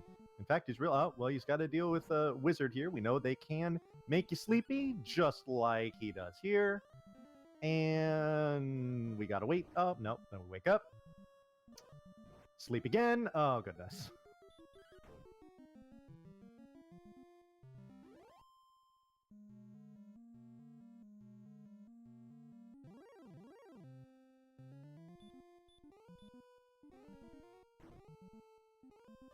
Okay, it is an armored knight. So, good news is this is something that's fairly easy to grind for experience. Bad news is we got to cough up 10 magic points every time we want to do it in order to throw out those 2 hurt mores. So, this is not going to be a viable long-term grind, but in the short term, it's kind of nice. Yeah, Lorgon should easily be able to get enough experience to get level 14 here and see what that brings. Zuzon in chat, sorry if I pronounced that wrong, saying, isn't 120 enough for attack plus hurt more? Yes, that is a good thing to observe, but the 2 hurt more is pretty much guaranteed to kill it, and all he really wanted was this level, which brings 2, 5, 15, and 3, not changing a whole lot here in terms of Sharlock readiness. That extra HP going to make the grind a little bit nicer. Did pick up an extra heal more with that 3 MP. So if he does want to redive and collect experience on the way, he does have that option. Now chewing through Armored Knights between the attack power and having Erdrick's can opener in his hand. But again, just wanting to take that intentional death warp, get his HP and MP back, and then I imagine just head right back to Sharlock. All right, so looking at the math here, so we see that Lorgon has 11 heal mores. He's going to deal a maximum of 11 damage to the Dragon Lord, so more about like an average of 8 or so.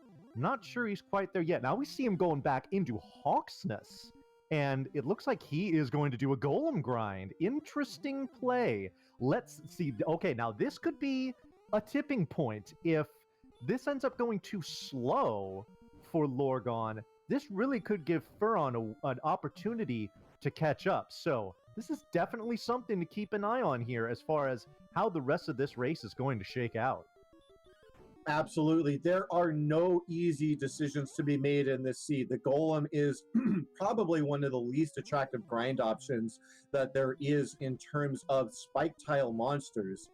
And I gotta say, the Wizards were giving Lorgon a little bit of business on that third, in that third zone, which Fearon will be in momentarily. But other than that, these Blue Dragons with heal more are a little bit annoying. But I have to say, if Fearon chooses to stay in, if he chooses to stay in Sharlock, it might be a pretty friendly grind. We'll just have to wait and see who chooses what and if an advantage comes out of either choice.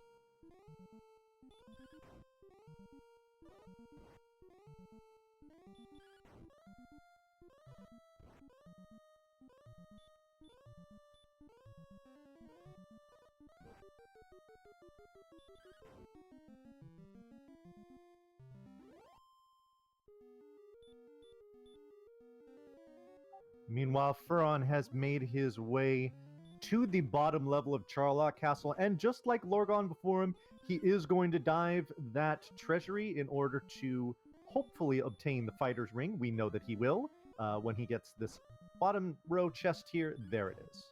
So that's what he needed there. I doubt... Oh, he's going to go ahead and take everything else because why not? I'm already here.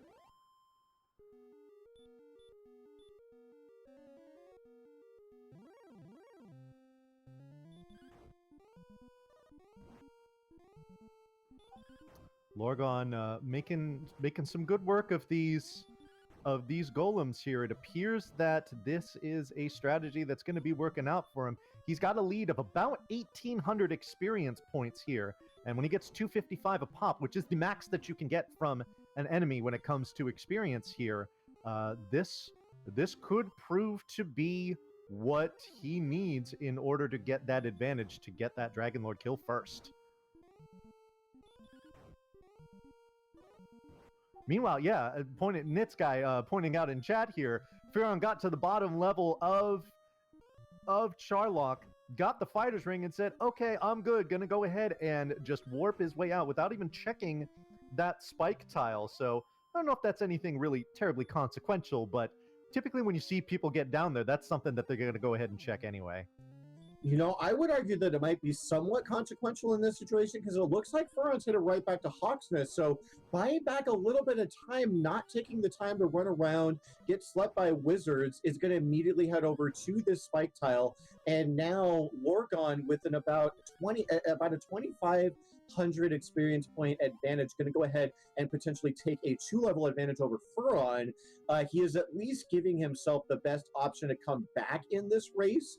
But as noted in chat before, I think it basically takes a failed dive from Lorgon at this point, which may not be too terribly likely, but still a potential for Furon to try to get a win out for himself here. Lorgon finding level 15, but not finding anything he was really looking for as far as the stats that he wanted. Only 1 strength point gain there. That is not what we want to see. So he is going to go ahead and cast his repel so we can have a leisurely walk back to Hawksness, and he is going to go back to the grind.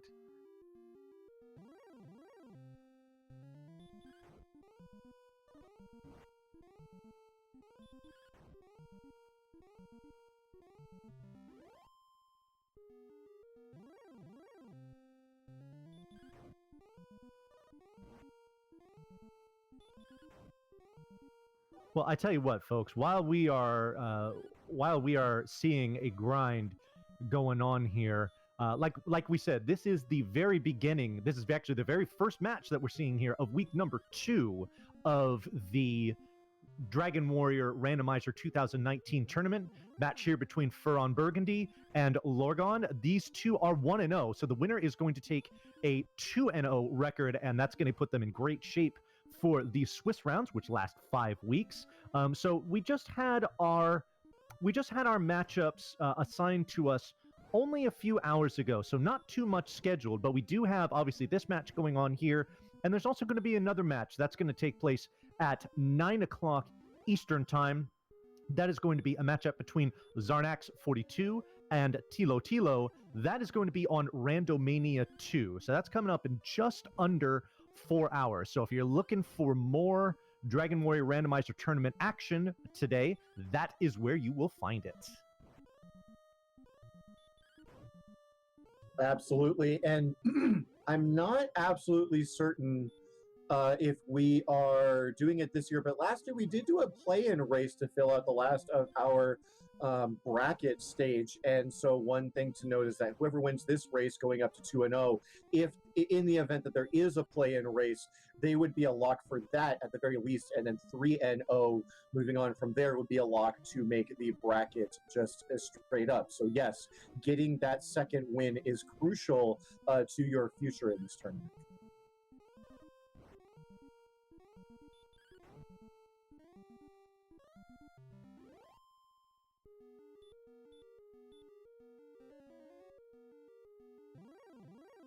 Now, to that point, that matchup that I told you about later on tonight between Zarnax42 and Tilo, that is a matchup of runners who are 0-1, meaning that the loser of that is going to go 0-2 and put them in a position where they must win out, whereas the winner goes to 1-on-1 and gets a little bit of breathing room. So definitely some desperation in these week 2 matchups from we're going to have people potentially put to the brink where they are going to have zero room for error going forward if they want to make the playoffs, where they find themselves in a position where they need to run the table for the rest of the Swiss rounds.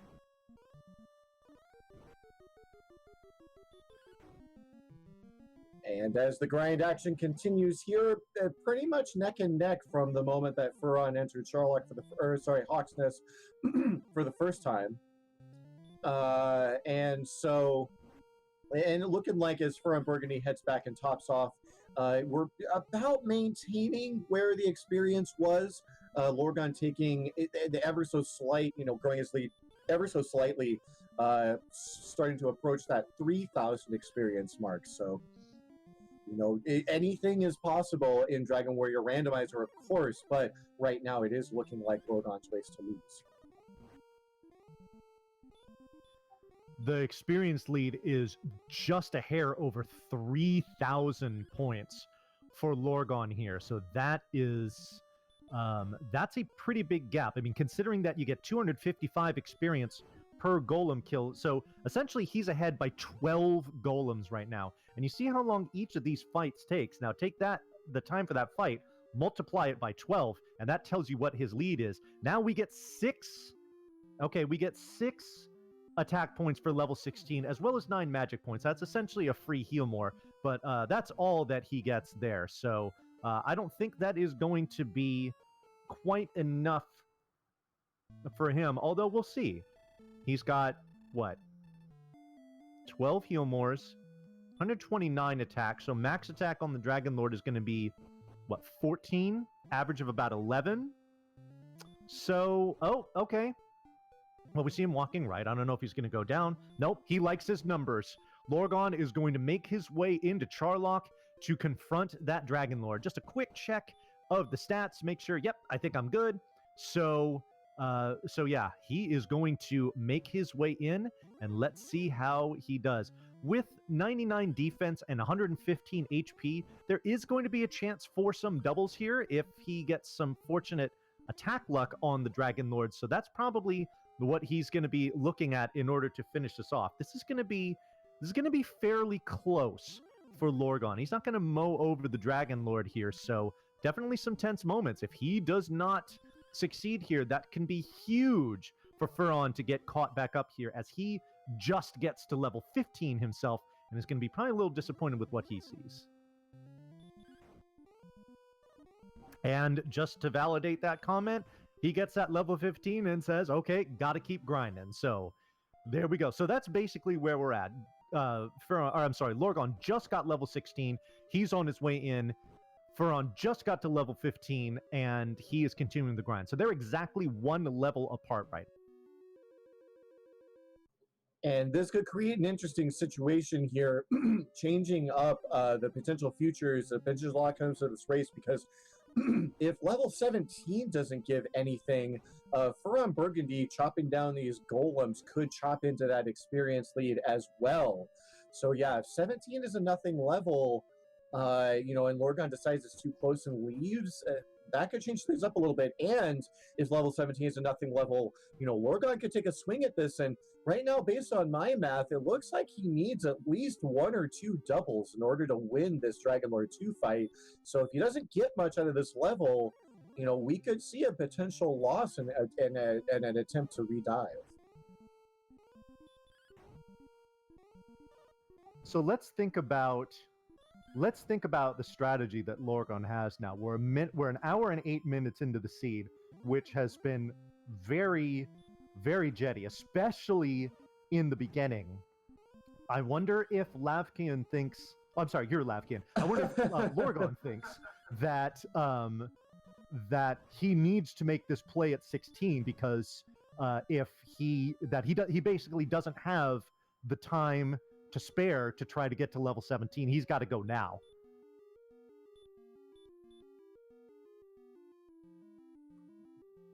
He might. I mean, anything's possible. I would say that this play, at the very least, is definitely giving some respect to Fearon and his potential to perform in this jet suit, and right. We can definitely see that he has done so far. I absolutely agree with the respect part there, that he's thinking that this might be the opportunity he needs to take this one away from Fearon, and he is not going to waste that opportunity.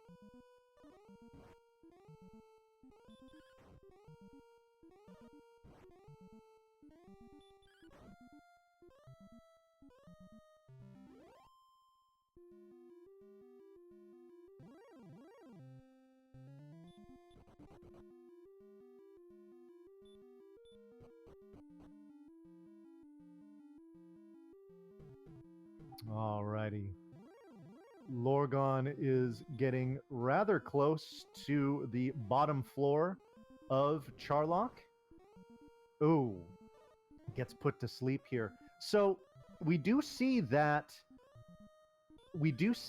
he is fighting the enemies on the way down. So he's going to try to squeeze out that extra level right before he gets there. And we see in chat that in order to do that, he needs to get to 12,000 experience. He currently has just over 11,000. So he's going to need several battles to get there, spending MP to put this stone man to sleep. This is kind of an interesting strategy that he's taking here. Let's see if this could be of consequence. Takes out that stone man pretty well, which is good. Only about 800 experience left that he needs. Can definitely do that on the bottom floor here of Charlock. Let's see how easy it is for him. We know he's going to face at least one armored knight. So, but let's see how the rest shakes out. Absolutely. Taking full advantage of that silver shield, taking full advantage of that extra defense. Lorgon really only has the wizards to worry about, and they are really nothing more than a speed bump at this point. And he's in great position with his current experience to hit level 17 right in front of the Dragon Lord himself. And if it's even a middling level, that would basically make it an input error lock for Lorgon to take this victory. Yeah, I mean, and when he sees those green dragons that he's killing in 2 hits are only hitting him for 6. We've got Star Wyverns here that are casting the Hurt spell, doing 2 damage. I'd say that this strategy is pretty good as far as him doing a little last-second grind to get his way down to that next level, and hopefully give him a little more boost when it comes to this Dragonlord fight. Stoneman throwing out the stop spell here, giving Lorgon pretty much a free 155 experience, pushing him ever closer to that level 17 as he rounds the last corner of track Charlock.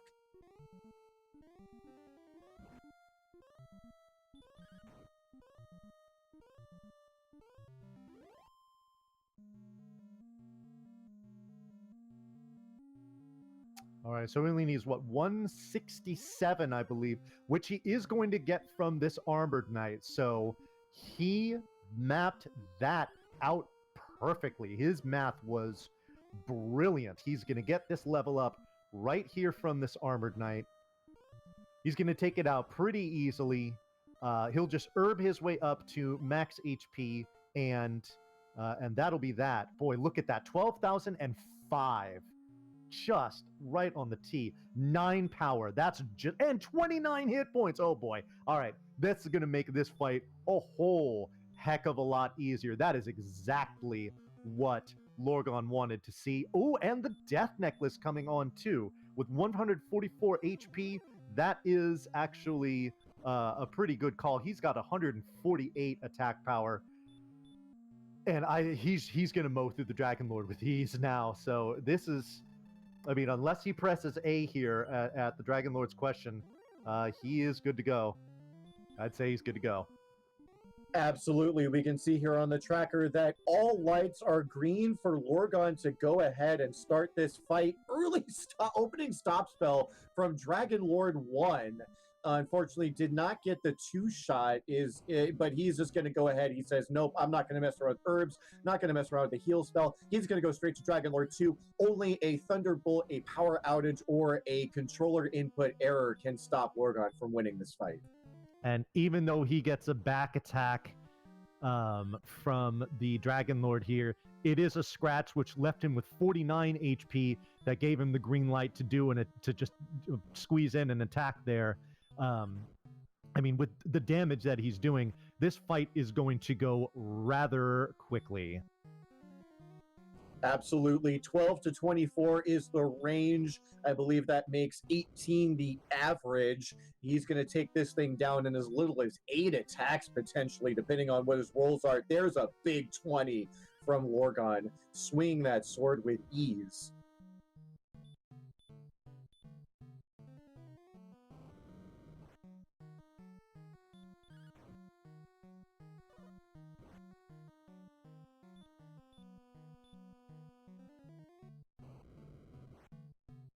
Yeah, plenty of room here on the magic points for Lorgon. This is not going to get him into dire straits in any way, shape, or form.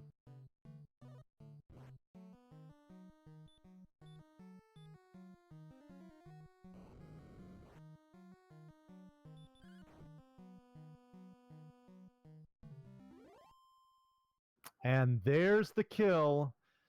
It's just a matter of him casting Return, talking to the king, doesn't even have to worry about Gwaelin wasting any time.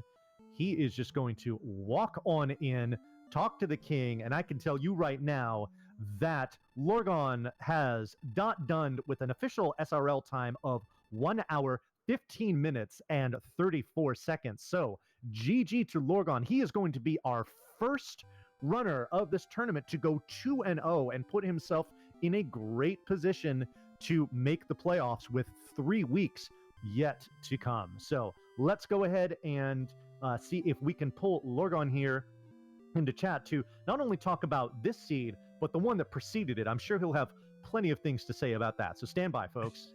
Absolutely. I'm sure he'll have plenty to say. He did finish in 1 hour and 15 minutes, but let's not forget we've seen almost 2 full hours of Dragon Warrior action between these two runners. The tenacity proving to be excellent here, even if they did have to do one reseed.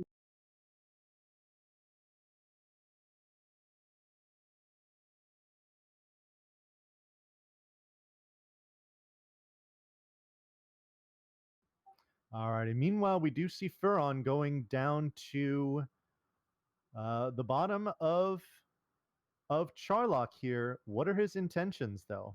He ran from the Green Dragon. His intention is to fight, and we do have Lorgon in chat. Lorgon, GG, congratulations on the win. How are you feeling? Pretty good about that. I had a few things go my way there towards the end, which I was happy about. What was it that you? Oh, go ahead, Vonnie. Let's start out by talking about things that didn't go your way, namely the first seed that you were given of this match here. One thing that we noted was that you had asked for the reroll, and it took quite a while before Furon agreed to it. When you saw that length of time between your request and when it was accepted, what were you thinking? I was a little bit worried, but not too worried. I had done a pretty thorough look around for a town, and I didn't see one. I knew Garen's Tomb was there, but unless Erdrick's Sword was in Garen's Tomb in the top 3 chests, which is a pretty rare chance, and it also means that Fearon would have to get there, which I hear that he did. Basically, I didn't think I'd left anything behind, so I could imagine Fearon had maybe gotten an excellent move on a magician and felt like he might have been ahead and was just hoping the next level was going to give it what it was going to give. But yeah, I'd kind of just gotten out of jail at level 5, but the stats were still pretty awful, and he accepted, and so I was happy just to put that seed behind us. Well, I tell you what, let's press pause on asking you the questions here, because Fearon has just entered the second phase of the Dragon Lord fight. Now, I will say this: he is doing this at level 16, and he is also doing it without the Death Necklace. So this is going to be a little more perilous than the fight that we saw from Lorgon. So let's see if he can squeeze this out. He does have 11 heal mores remaining, so this could just be you just gotta outlast that Dragon Lord. We shall see if he is able to do that. Yeah, my estimation was it was like a 1 in 3 chance. Maybe you'd probably need a couple of doubles, I think. You absolutely need a couple of doubles. Based on the math that I did earlier, if it's correct, you're going to hit an average of 140 damage to the Dragon Lord, so you're going to need probably about 2 doubles, which you could manufacture if the Dragon Lord is bite happy and the rolls are in the medium range. Zuzan noting that Fearon actually started with a triple attack, so it's going to help him out a little bit here, but the roll's not looking super great. And again, I really think he's going to need at least 1 more double or amazing rolls to pull this off, but he is plugging along here. Yeah, speaking of math, Lorgon, one thing that we commented on with much praise was the way that you routed out the experience that you needed to get to that level 17, culminating with So that Arbor Knight fight, which yeah, gave you exactly 5 experience above that threshold. It was just a thing of beauty. I got lucky there. I felt like I did a good job on the golem, but let's let Fearon's fight play out, and then we'll talk more about that. Alrighty, well, speaking of Fearon's fight, he is now down to only 2 more Healmores left. So let's see if he can win this battle of attrition. Getting a 14 there, these big rolls are what he is going to need at this point if he's going to want to eke this one out. But keep seeing that Dragonlord breathing fire is not what he wants. Here comes the final Healmore. Is it going to be enough? We see a fire breathing there. We see an attack for 13. Breathing fire. It's now or never.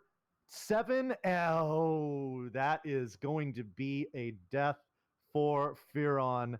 Unfortunately, this dive was unsuccessful. However, he already knew going into the fight that there was a dot done on the board. So didn't really have anything to lose by giving it a shot there. But it looks like he might do what you did here, Lorgon, and get to his next level on the way down in this run and see if it works. So with this going on here, again, we had talked about the fact that you had the first seed that was such a slog, and then the beginning of this seed was so The jetty. middle was also pretty generous, at least on my end. I'm not sure what happened on. So on a scale from 1 to holy crap, how happy were you to be able to get a reroll on this seed? Oh, very, because I think, I don't know, 5 to 7 minutes into it, we were further than we were in that half hour that we did before. I don't remember exactly, what the timings and the numbers were, but I mean, we started with sleep, which I actually forgot about, I think, in like my first fight, and then I was like, oh wait, I have sleep, I can kill this guy. And so much more strength, and there were locations. It did take I felt like a million years, probably like 40 minutes before I found an inn on the seed. I walked right past Remolder the first time I went down to the south. It was just off screen. And so I just missed finding an inn a bit earlier, but starting with the keys and having money and a bunch of locations, it was night and day. Well, I mean, all the stat gains were nice, but the fact that you had heal more and hurt more by level 8 meant that it was absolutely blast off time. Yeah, it sure was. And so one of the things I got lucky about is at some point I went north through the swamp cave and I saw the jerk over there, and then I saw Garen's tomb, and I was low on resources. Usually my strategy is to skip the bottom of Garen's tomb, but I was like, I need a gold grind. I felt at that point that I'd already seen 50% of the world, if not more, and I was very powerful and able to stay alive. So even not having seen any shops, I was like, at this point, I want to be carrying around 14,800 gold. And B, I was running low on resources, so I thought I was going to die in the grave anyway. So I was like, let's just go ahead and dive the grave. I barely made it to the bottom, and Erdrick's sword was at the bottom. So that was one huge stroke of luck. Oh, trust me, we were all hyperventilating along with you. You made that extremely close. The wolf lord made that extremely close. The stone man made that extremely close. I think I failed to hit him twice. He dodged, and then I had to run away, and then there was a stone man. I only had 2 magic points left, but I put him to sleep. It was, I remember that very. Yeah, that was quite the nail biter, and when it culminated with Erdrick's sword, Lavkian and I popped off very generously, as I'm sure you did as well. I mean, you didn't have a microphone live in front of you. Yeah, I was very, very happy about that. And then I got like almost an immediate death warp right after that too, which is just what I wanted. And so I grabbed my 14-8, and I was like, I've searched I thought I'd searched almost all of the first continent, except for a bit in the bottom left down near Remolder. But I'd searched very little the second continent. So I was like, if I walk around the second continent for 2 minutes, I'm going to find a town and maybe be able to buy a silver shield. And I know that I'll be able to take out Hawk's Nest at some point, and I'm going to pick up the armor at some point, so I just wanted the silver shield. Yeah, the bottom armor shop in Cantlin was the only place that we saw it from both of you, so the fact that you knew it was there and were able to just go straight to it and get it was definitely fortunate. Fearon got it eventually, but you certainly had it much earlier than he did. Yeah, it was lucky that Cantlin was the first town that I stumbled across. If I had seen Remolter earlier and knew what was in its shop, it could have affected what I was choosing to gold grind for at that point. I guess I could have set up the gold grind earlier since Mountain Cave was under Tanagel, had I found a place to actually do some shopping any earlier in the seed. But yeah, the first 2 shops had magic armor, and it was like tempting, and I was like, no, I'm checking the 3rd shop. Silver's what I really want. It was there. I was thrilled. And then right after that was Coal, which was empty. And then I was like, I have coordinates from Cantlin. I know where Hawksnest is. The token and the armor have to be those 2 things. I went to Hawksnest and immediately got Dragonlord 2 Breath by a Demon Knight by surprise. And I was like, okay, maybe the seed is telling me I should count out the coordinates first instead. So I counted the coordinates. It was the token. And so then I went back to Hawksnest to get the armor. It was indeed an excellent play. Now, you have the honor of being the very first runner in this tournament to go to 2-0 and put yourself in great position going forward. I would ask you who else that is 2-0 you don't want to see, but we don't even know yet. So just kind of talk about if you have any kind of thoughts or just kind of general game plans or strategies going against who is going to be certainly a very tough opponent that you're going to see in week 3. Yeah, I was just looking at when they did the draw today of the 1-0 opponents, and there's a lot of really tough 1-0 matchups, 1-0 versus 1-0. There's a lot of strong runners in here. Everyone in like the top 16, maybe even top 24 or whatever is a huge threat. And so yeah, I have to imagine. I mean, even this one against Fearon's only been racing for a short period of time, but I think he's already ranked, probably in the top 24 or something. And he's beaten me, I think, more than once in SRL races, actually, in the past few weeks that he just started racing. So, I knew this one was going to be close. I felt like I got lucky, both with Erdrick's Sword and, as Fearon is completing his dive. My second dive, I didn't like diving the way that I was because I only thought I'd already seen all of Sharlock, and I only thought it was going to be good for about 1,500 experience, and I needed a little over 2,000 experience. And then 2 things went my way. One, I'd never seen a red dragon anywhere in the seed, and in the middle floor there was a single red dragon, which was 255 experience I wasn't expecting, and only one of them, so he wasn't going to be whittling down my resources. And then B, I realized I had some extra sleeps, so I could try to take on the Stone Men. I was originally just planning to run from them. And when he immediately woke up, he cast Stop Spell, and I realized I'd never seen his attack before, and the Stone Men were Stop Spelling. And so I managed to kill a couple of Stone Men for Stop Spell as well. And that was another like 300 experience that I kind of wasn't expecting based on my estimate. And so that's how it just, everything, the stars aligned, and I got 12,005 right before the Dragon Lord. Yeah, I'm glad you mentioned that about your opponent here, Fearon, because he just got to level 17. He saw that enormous boost to his attack power, and so that's going to make this fight with the Dragon Lord much easier. He's going to finish just over the 1 hour and 30 minute mark, which is a pretty good time, and would be enough to beat a lot of other racers. But Lorgon, for you, I mean, you played this out very well, and that is a well-deserved 115. Which, I was actually looking earlier, and this is something I'll pull up, so bear with me just a second. Well, if Ivan pulls that up, I just want to confirm real quick. You're right on the money, Lorgon. FearonBurgundy is actually ranked 24th on the leaderboard. Yeah, I looked at it at some point earlier today, so it wasn't like I was just speculating. I remembered looking at it, and I thought that's where. So with virtually the entirety of week 1 in the books, the average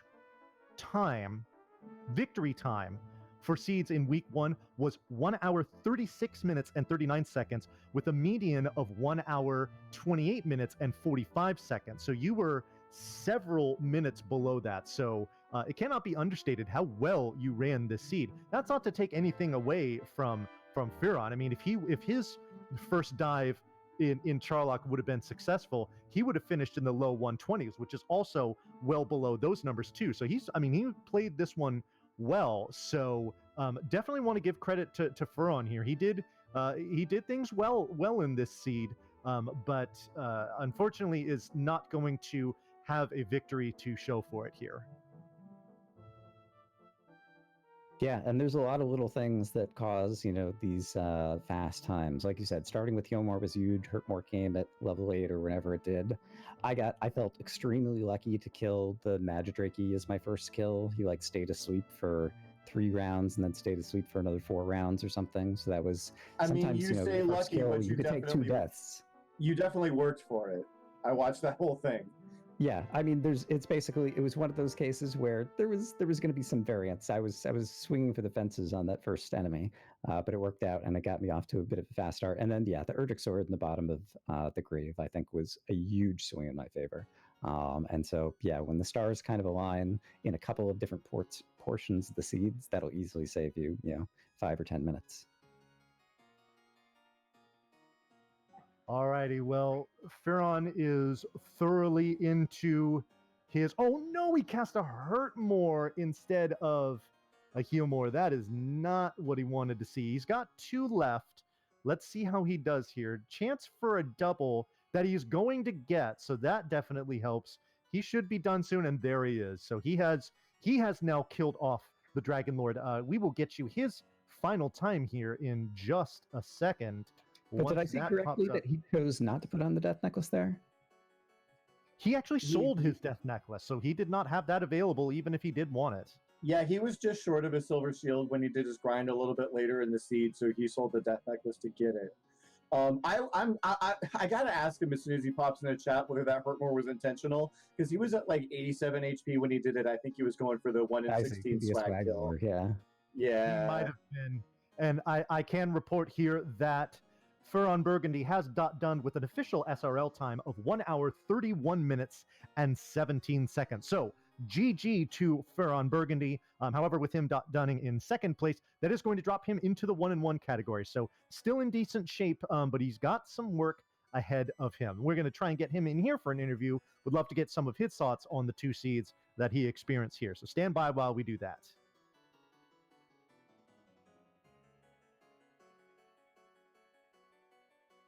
Lorgon, I'm not sure if it was covered. I did step away for a little bit while Von Ivan was conducting the interview, but you kind of had that choice to make between going into Sharlock and doing the golem grind, as you had found that golems were in both the spiked hells and the overworld. Was there much of a debate in your mind as to which was better than the other? The golem grind versus what? Versus Sharlock. I see. It kind of switched back and forth depending upon how much attack power I had, and so I wanted to scout Sharlock, and I also knew the Fighter's Ring would be a little bit of help for grinding the golems, potentially. I didn't love diving all the way to the bottom, but it was showing me that basically there were a lot of defense-broken enemies in Sharlock, and so if I wanted to dive and grind on my final attempt, I was going to be able to do that. Anyway, let's hand it over. Fearon, the first thing I got to ask you, was that a Swagmore attempt? Of course it was. Of course it was. Go ahead, Bonnie. Alrighty, so Fearon, GG on getting that seed completed here. But let's talk about the first seed that you didn't complete. Now, the amount of time that it took between when we saw in IRC Lorgon requesting the reroll and the time that you accepted it. Did you see his request right away when it was put in there? And if you did, what was it that took, I shouldn't say took you so long, but why did you choose to continue and then eventually accept the reroll? Oh, well, simply put, I just didn't see it. I was apparently getting messaged by the Amused Miniature, our restreamer here, in my own chat, which I had closed out, so I didn't see it there. I saw that there was a notification about maybe 8 minutes after it was sent in Discord, as there was a direct message to me there, and there was something in the IRC room as well. So that was just me tunnel visioning, tilting a little bit on the just abysmal levels. And I guess my thought process was I knew that Lorgon had an engagement to get to at this point, so I thought, all right, we're just going to plow through this one and not take the time to do a reroll. But then once I saw that, I thought, oh, thank goodness, get this gosh forsaken seed out of here. Yes, I almost slipped. Well, yes, that's fine. And I will state for the record that the speculation that we did here in the commentary booth was that you did not see it. So I do appreciate you confirming that for for us. Now let's move on to the second seed after the reroll. Night and day when it came to the starts. When you saw how this seed started out, tell me just how relieved you were that you chose to accept that reroll.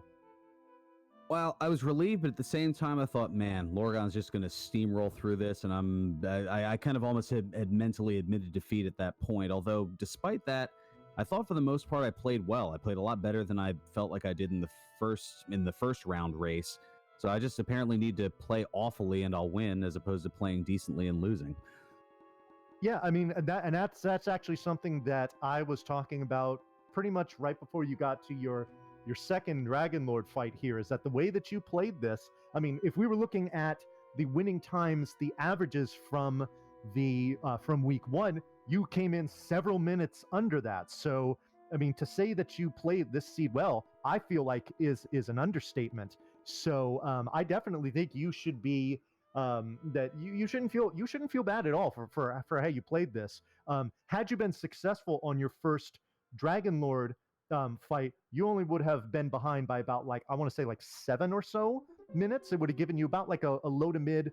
You would have been somewhere in the low to mid 120s, which is a fantastic time, no matter how jetty the seed is. So, I think you played well, but unfortunately for you, you did come up short here. Now, with you dropping to 1-1 with this loss, any thoughts on kind of being in that group? Any kind of new game plan or strategy is how you want to approach these seeds, or tell me a little bit about your thoughts there. Well, again, I knowing that I was going against Lorgon, I mean, there's a reason he's in the top 10 in the SRL. He didn't just get off the boat to Alfgard yesterday.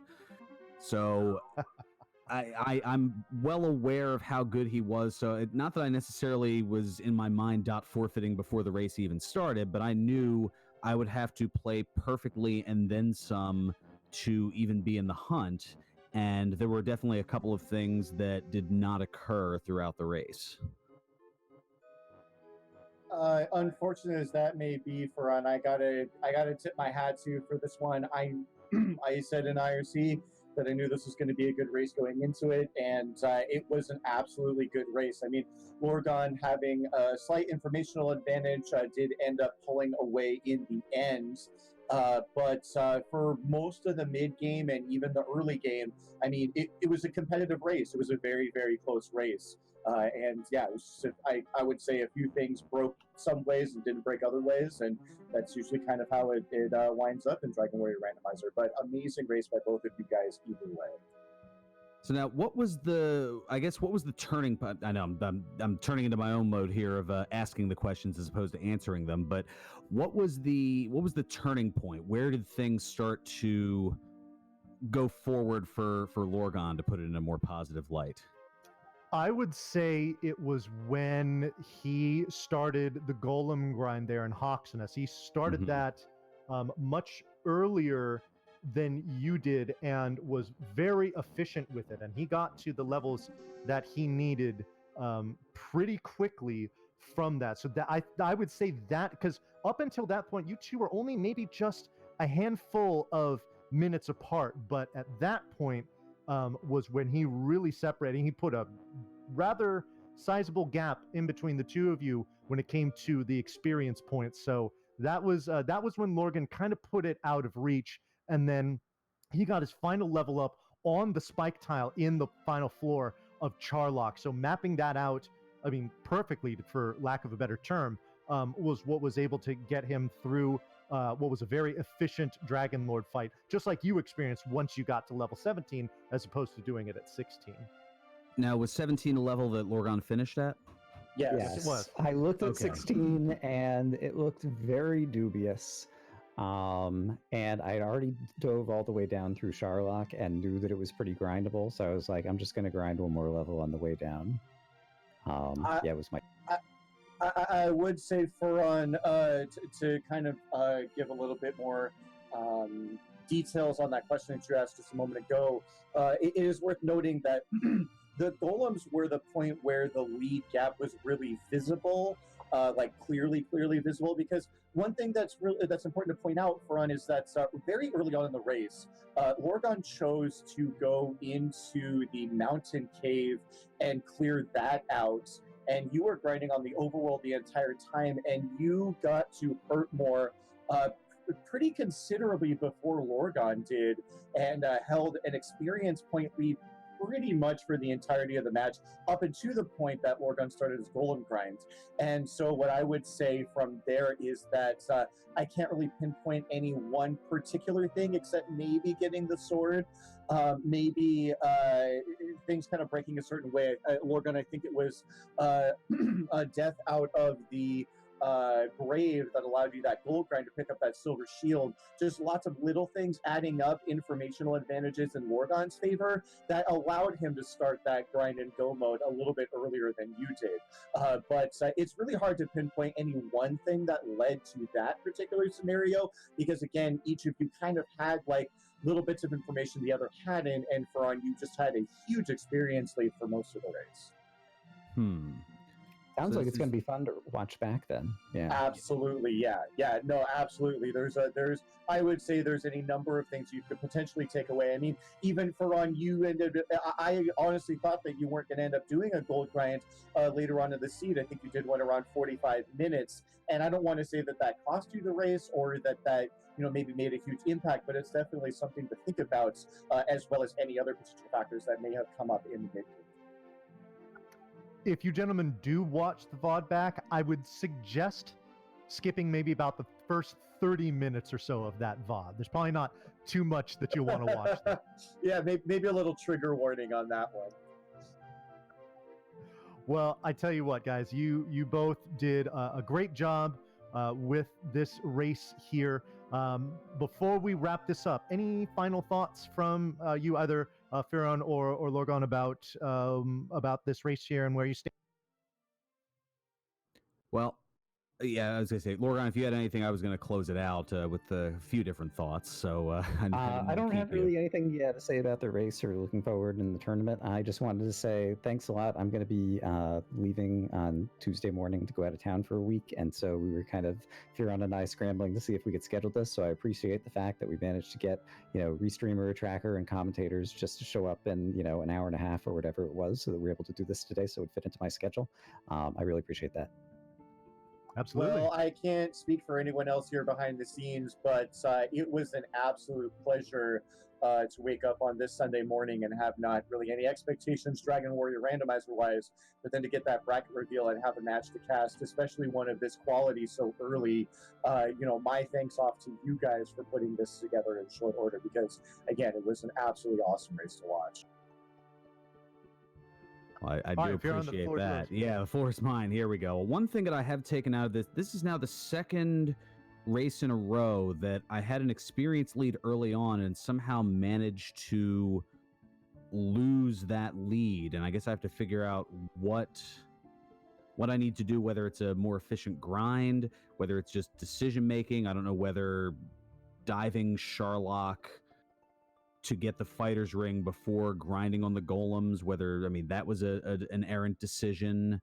But, that's something that, as you're explaining it to me, is taken away, because that was the same thing that happened in my first race, was having a huge experience lead, and then towards the end, all of a sudden, just that lead kind of whittling away, even when I was in grind and go mode. So, obviously, my choices in terms of where to grind, that looks to be a spot where there is a huge room for improvement.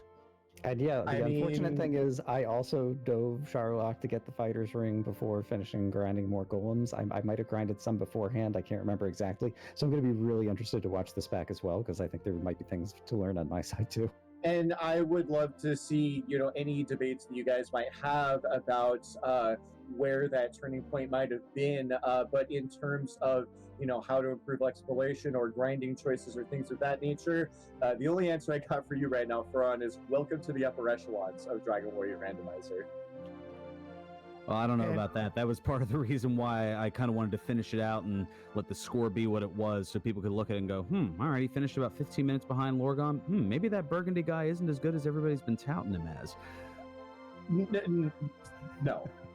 I wholeheartedly disagree. You have been up here in this caster's booth watching down on hundreds, if not potentially thousands of races, collecting all kinds of information, being incredibly diligent, and we can see that you are absolutely putting all that information to use. One more thing that I have to say here for Furon, and that I do have a bit of a confession to make here, that while I was doing commentary for this race, I had a temporary short circuit on the brain, and I did call you Fearon. So if you would like to hit me with a Vanny Van, then go ahead. I completely deserve it. If I had $1 for every time somebody either mispronounced or misspelled my name, I could afford to go to AGDQ and SGDQ every year for the next decade. So don't worry about it. And even a few RPG limit breaks in the mix as well. Well, I appreciate you being a good sport about it. So thank you both for the excellent race, and GG to you both on how well you did that there. Lav, any final thoughts from you on what we just saw over here for the last couple hours? I mean, look, this goes to show, I don't have the screen up right now, but, Lorgon and FearonBurgundy comfortably in that top 24 in the SRL standings, and Lorgon said it best. Anybody in that field on the standings, and even several people outside of that field, are not to be trifled with, and they have both proven themselves here today. That 1-1 record is nothing to be ashamed about. It's an extremely competitive field here, and my hat's off to you. I am incredibly looking forward to both of you doing races in the future. Oh yeah, I said it earlier. In the previous race, I'll say it again. My goal was 2 and 3. I figure if I can at least get 2 out of this, then I'm doing something right. But yeah, I didn't think that 2-0. No, I didn't think that was going to be, especially against somebody the caliber of Lorgon. I just I knew ahead of time. Man, if it would be like that one race that I had where I did everything just about perfectly and only edged another top racer, Nest Cardinality, by like 39 seconds, and that may have been lightning in a bottle. We'll see. It may have been, but I would say that beating, anyone in that top 3, I think right now it's Nest Card, Mr. Holmes, and Game Boy F9. Any victory you can take over them is something to write home about in my book. So 2 and 3 might be, a bit of a modest goal, but one that I think is very, very achievable for you. We'll see how the RNG lies as now I got to wait till next Sunday to see how the matchups go. So this is what it feels like for football players, where they have a race, depending on the win or loss, they just they have to stew over it over the week and figure out what's next. So now I've got at least 7 days to continue to practice, and yes, here in Philly we talk about practice, and see. I love it. and we'll see how things shake out next week. But you'll definitely be seeing and more so hearing from me, as I'm sure I'll be commentating a number of these races over the course of the week. And picking up a lot of information as those 1-1 start falling into place for you. Oh yeah, I was gonna say this is the first of it. So there's potentially 15 others that are gonna be in there that I gotta look for. So we'll see who among those mix it may be. Absolutely.